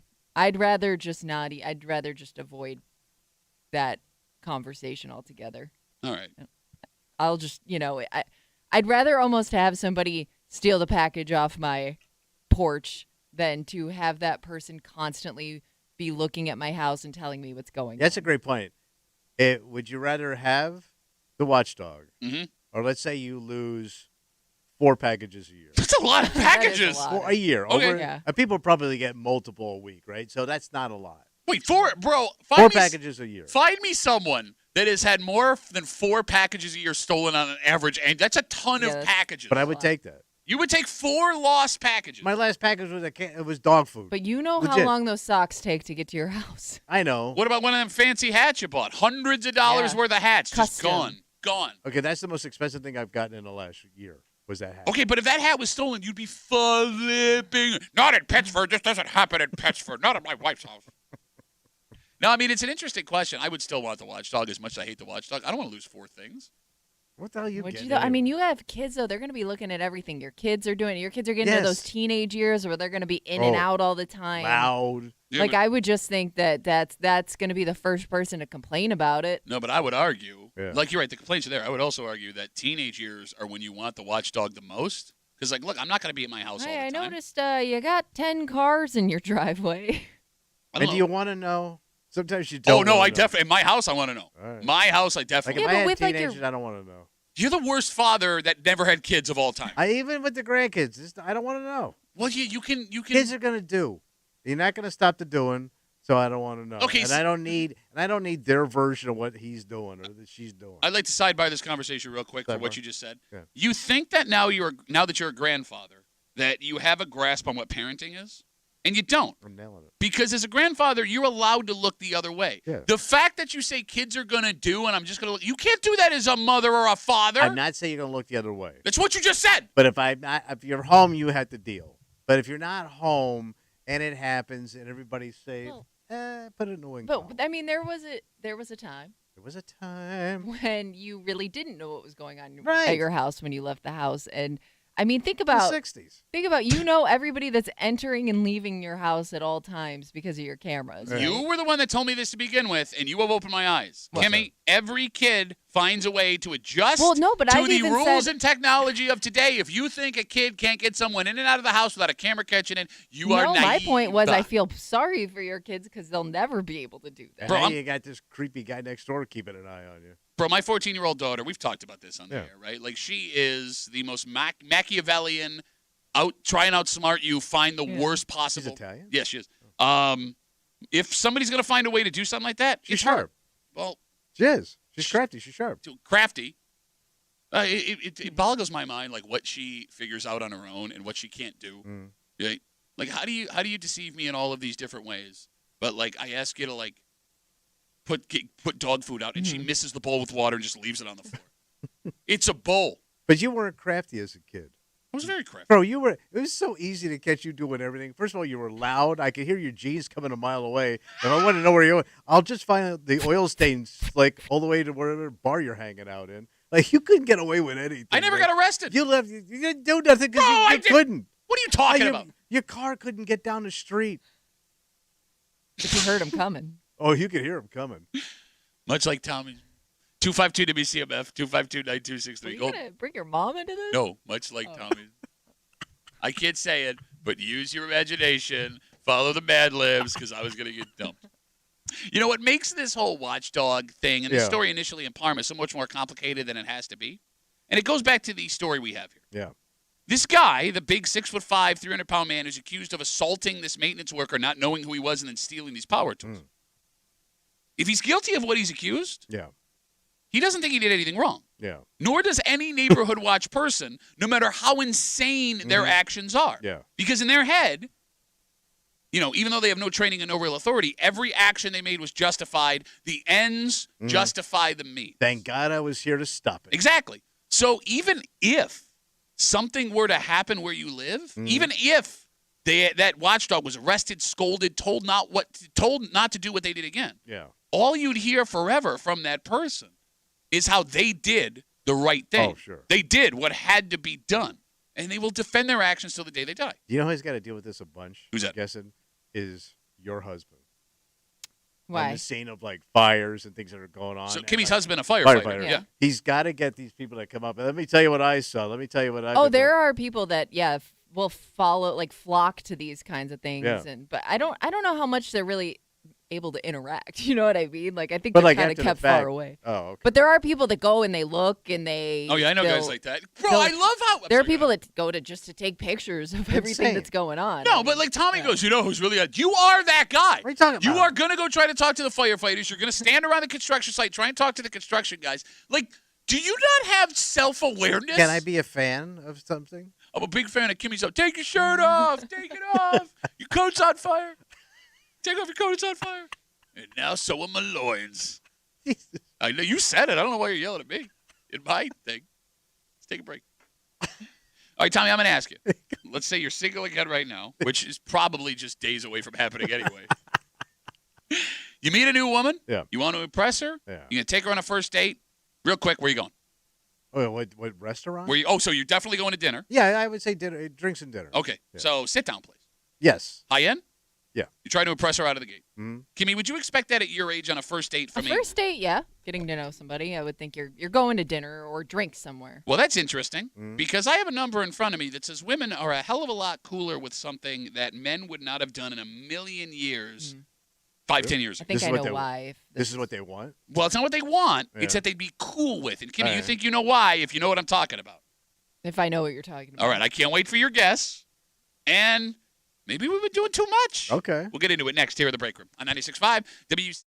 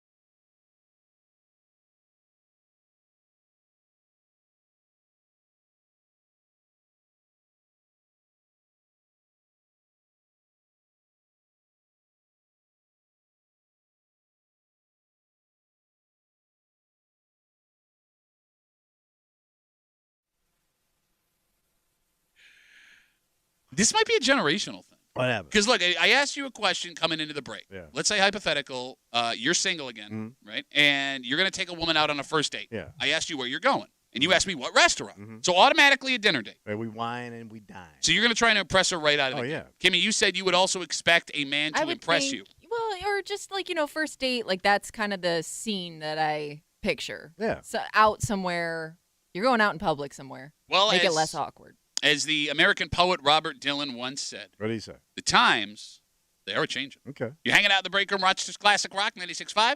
WCMF, almost 7 in 10 American women. What did they say they would be cool with fast food on a first date. Oh, they're so lying. 66% to be exact. So you don't believe them. She going to get all dressed up for fast food? Well, I mean, if you know you're going to fast food, you're probably not getting dressed up. Yeah. You're dressing like Kimmy. Yeah. Kimmy? Yeah. Do you believe that 7 in 10 American women would be cool with fast food on a first date? Yes, it's an easy out if it doesn't work out. Ooh, interesting. She's already got one foot out the door, Well, no, man. because I'm thinking a lot of people are meeting online or via a dating app, and you could see that person, and they may not be what you thought they were from a picture. Well, they're eating fast food on the first date. So it could be one of those things where it's like, let's go somewhere where I can get out quickly in case this isn't the person that I thought they were, or... You know what I'm saying? Like, I just think it's an easier, quicker meeting, potentially. Plus, and then every McDonald's has several doors. And then if things do go well, you could, go somewhere else. But will it go well with fast food? Why would it how not? do you set the mood? Like, if you want to have an evening out, like, you want to feel special, right? Sure, yeah. This just feels like every other night. Like, usually a But I date... think people are meeting more casually. But what's the special? These days? No, but it's not just, special. Like, I mean, this you could do anytime. Like, a date should be something different. It should set the mood. But maybe this is almost like a Atmosphere. pre-date. Like, this is let me meet them for the first time and then decide if I want to go on a date. So more a feel you out Yeah. than a Yeah, feel yeah, you yeah. up, as Tommy is trying to Well, say. I was trying to say, like, if I take you out someplace swank, I got a shot. Burger. Are we talking about you? Anybody. Uh, I think I got a shot. I think if I wine and dine correctly, I could sway. Well, what's funny about this is, look, man, we've been led to believe everything you said. And I bought into this my entire life. I still kind of do, right? But what you're failing to account for here is the fast food first date means you have to have a personality, right? You have to have other things going for you, right? So if you're someone that has a good personality or you're handsome or whatever, fast food first date won't hurt you because you are now on full display. The whole reason you are bringing a woman to a fancy first date, it's a distraction. It's a shell game. Okay, so you're already admitting that you can't handle, a face-to-face interaction without fireworks. Well, at least she's getting a decent meal and high-end wine out of it. Wow. What do you mean, wow? Wow. Look at the prices today. It's Bro, ridiculous. I don't know who you're dating. $35 for a steak. In this hypothetical situation, any woman in America, she's got more money than you, so she could buy that herself if she wants. Well, then go ahead, lady. And the date's over. It's easier to let someone down via a casual meal than it would be after a commitment like that. So less pressure. I think so. So you see in this study with almost 7 in 10 American women saying they'd be cool with fast food on a first date, they want less pressure in a first date. Well, let's say if it leads somewhere. Okay. That's what I'm saying. It still could go somewhere. Like I said, let's say you meet and you hit it off. She all bloated with fast food, salt, reeking a Whopper. Oh, that would actually do it for me. Bro, it don't work that way. Bro, what makes you think she's going to... She got fry breath. Fry breath? You also just served her a $35 steak. She's going to get a potato with that steak. What's the difference? But it's high-end. High-end gas? Yeah. Smell them farts in a glass. What's wrong with you? Some guys pay good money for that in the Philippines. Look, man, it makes... Tommy Muley at WCMF.com. It makes more sense the more you think about it. Because like Kimmy said, you are kind of just feeling this person out. Yeah. The pressure is low. To it. It also keeps men from making the biggest mistake we all make on a first date. What? Not being able to top ourselves with the second, third, and fourth date. Right? Let me worry about that later. No, but see, that's the stupid logic we've always had as men. Getting them britches. It is a terrible idea to wine and dine on the first date because it paints you into a corner. But we're all dumb enough as men to keep doing it over and over again. Because let me tell you, you think you're getting laid on the first date. You ain't. Look at you. Look at them boots. I think this outfit I get laid. Them boots were made for walking, and she's borrowing them, and she's leaving. You don't think I can... By the way, her foot fits in there, too. Oh, we can swap clothes. I think I can get laid. No, you ain't getting laid on a first date, especially now. Why? So you're going to need a follow-up date, and you can't afford to do that twice. Okay, but let's Hold on. Oh, so Well, you don't like the truth? No, but I think there's a big gap here. Like you're talking burgers to like high-end steakhouse. Yeah. Mm-hmm. What about middle ground joint? Like what? Like a diner? Nice, like a diner. Applebee's? You said in between. Can you get away from pie and fries for 5 minutes? A diner isn't fast food. I want my desserts to rotate. I think diner would be perfect. No, diner is low end. I'm kind of with Kimmy. A diner's it's a step above fast food. I'm talking like a middle of the road restaurant. Give me one. Like I'm trying to think something like a Pane Vino. That's not middle of the road. That's high end. It's not. Oh my God, it is. It's not high That's a end. nice sit-down dinner. You're talking about a sit-down Italian joint in Pittsburgh. That's middle of the road for you. It is compared to like some of the higher end steakhouses. Yeah. If I go, you are. I mean, a She's diner. gonna see that grubby. the same way she would any other nice dinner. It blows my mind. I think you're 16. How Pittsburgh you are. Oh, let's go. Tell you what, why don't we get like a cheap appetizer? Like, how about the beluga caviar, please? Italian food, I would think most people are going to see that as a nicer dinner. Especially a place that's Pane Vino. All right, so let's say I take her to Red Fideli's, which is a nice Italian restaurant. I mean, it's got ambiance. Yeah. It's not crazy expensive. I right? see that as high end too. It's not high end. On a first date, that's high end. Oh my God, there's families in there on a Saturday night, working people. It's not high end. Bro, there's It's quality, but it's not high end. Bottle of red, bottle of white. I just got punched in the face by red tonight. Good to see you. No, man, that's a high end first date. I mean, we went to Agatina's. I mean, that's a great. Agatina's is a high end first date. So anything with a menu and a light to you is a high end. You're dropping a bill house on a first date with alcohol and food on both of those. That's a high end first date. Any place that only opens for dinner is a high end first date. I think that's a fair statement. Old man wave. There it goes. And look, he just hit red in the face. Now he's pissed. I wouldn't mess with that guy. First of all, he's hired me to tell jokes at his restaurant. That ain't high end. No, I understand, and that hasn't happened in 25 years. What's that tell you? I don't know. They went high end. I had a pretty good set then. No, you didn't. 252-WCMF, 252-9263. We're talking about 7 to 10 women in America right now, just about. Said they'd be cool with fast food on a first date. We're also now learning that Tommy doesn't know what high end is. No, you all don't know, and nobody's getting laid with Whoppers and fries. Well, apparently they are. Now, what's funny about this, and you're protesting, makes sense. Why? Because in this study, more women were okay with this than men were. Only 54% of men said fast food on a first date was okay. But I am willing to bet. Yeah. Of the 54% of the men that said fast food is, of the 46% of men who said fast food was not okay on a first date, I'm guessing the significant amount of them are already married. Oh, okay. I wonder how many first dates happened while enjoying a garbage plate in this town. Oh, good call. Bet you a lot. But I you bet were you a the number's kid. higher in Rochester. But you were a kid when you did that. No, you but didn't I have the but bank. Okay, but we're talking about people of all ages. And by the way, I don't want to watch a woman eat a garbage plate. What a turn on. You are such a sissy. Come on, down some goddamn hot sauce. I don't want to watch a woman eat a hamburger on a first date. It's a You turn are on. so weird. You eat with your hands, your elbows on the table. You eat like a man. What, you Mabel me all of a sudden? Yeah. You bitch. Mabel, if you're able, get your elbows off the table. It's like you're eating in the military. Who are so you? no hand foods for you then. We'll check you off. I don't want your hands all salted and greasied up. 252-WCMF. Let's talk to a man who knows class. All right. Jeremy's on CMF. Hey, Jeremy, how are you, buddy? Good, how are you? Good, man. What do you got? Well, first thing is, whenever Tommy opens his mouth, I smell mothballs in this subject because it's so old school. Well, it's weird because he was just knobbing a moth, so that makes perfect sense. Yeah. It's so hard to get the little wings first off. date, and nowadays, and I've been out of the dating scene for a while. Long time. I've been married 17, going on 18 years now. Okay. But the first date was someplace in public, whether it was a museum or a zoo, to talk. Not a movie because you can't talk during a frickin' movie. We all know that. A frickin' movie. And then it was a run-of-the-mill, hey, let's grab a burger, but it wasn't a fast food joint. He's Mr. Excitement. he's saying We're going to the zoo in public spaces. Jeremy's point is keep it casual on the first I want date. witnesses to this day in case I do something wrong. The hard part is to keep the burger away from the monkeys when you walk past the cage. I got assaulted by a monkey for my burger on a first date. Exactly. But then you get to know her, and if you want to take her on that second high-end date, you can do it. Which never happened. He never took her on that high-end He's married date. 18 years, Bro, stupid. I can hear the pain in his voice. Jeremy, what was your first date with your wife now? First date with my wife? Yes. Yeah, we went to the zoo. We had a conversation, got to know each other. We grabbed a quick burger down by the Niagara River at Mississippi Muds. Then we set up a second date. Where and was that was that? the higher end date. Where was that? See, that's the plan. Applebee's. Yeah.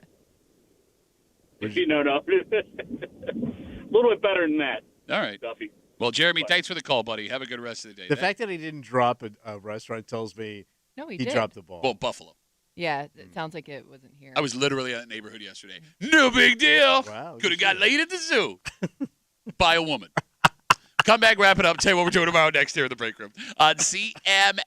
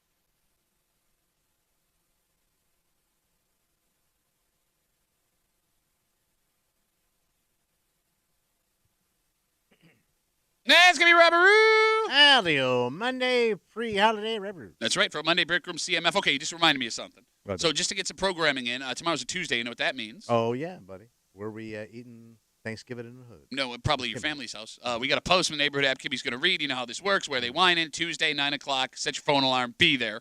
Be there. Yeah. Also, the Bills play on Sunday night. Oh, yeah, buddy. Live right here on CMF. San Francisco comes to town. They've lost 3 straight. I don't like that. I don't like that at all. I don't you like do it. this every I was game. hoping they'd win last Trap night. Same. game. No, it's not a trap game. Not only did they lose, but That's I not- think like that's the most they've ever lost to. That's the most Green Bay has ever beat them by, blew 'em something like that. Always be scared of a wounded animal. We will not be I'm here. wounded. You kick me around every day. Oh, my God. Blah, blah, blah, me in my butt. Oh, my boots, my butt. My butt boots. Look, my boots look like they're made out of butt.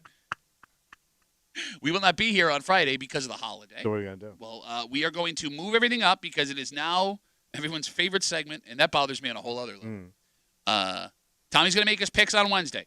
So Oh. Tommy tells it like it is, Wednesday edition. But the real reason, what packs him in, Yeah. after 9 o'clock on Wednesday, Oh, yeah. we will have our good buddies, from Mike Danger from 95.7 The Fan, and from the Let's Go Duffalo podcast, Ryan Duffy. Ryan Duffy. They will be in just after 9 o'clock on Wednesday. All right. Wednesday. So it's like a Friday, but on a Wednesday. Only with those 2 things or everything else, because we will have Hate Mail of the Week. It's going to be a crazy day. Oh, it's going to be packed. Pre-holiday. So all of that, adjust your schedules the way you have to, and we'll get you entertainment for the rest of the All week right. here. 45 minutes of material crammed into 4 hours.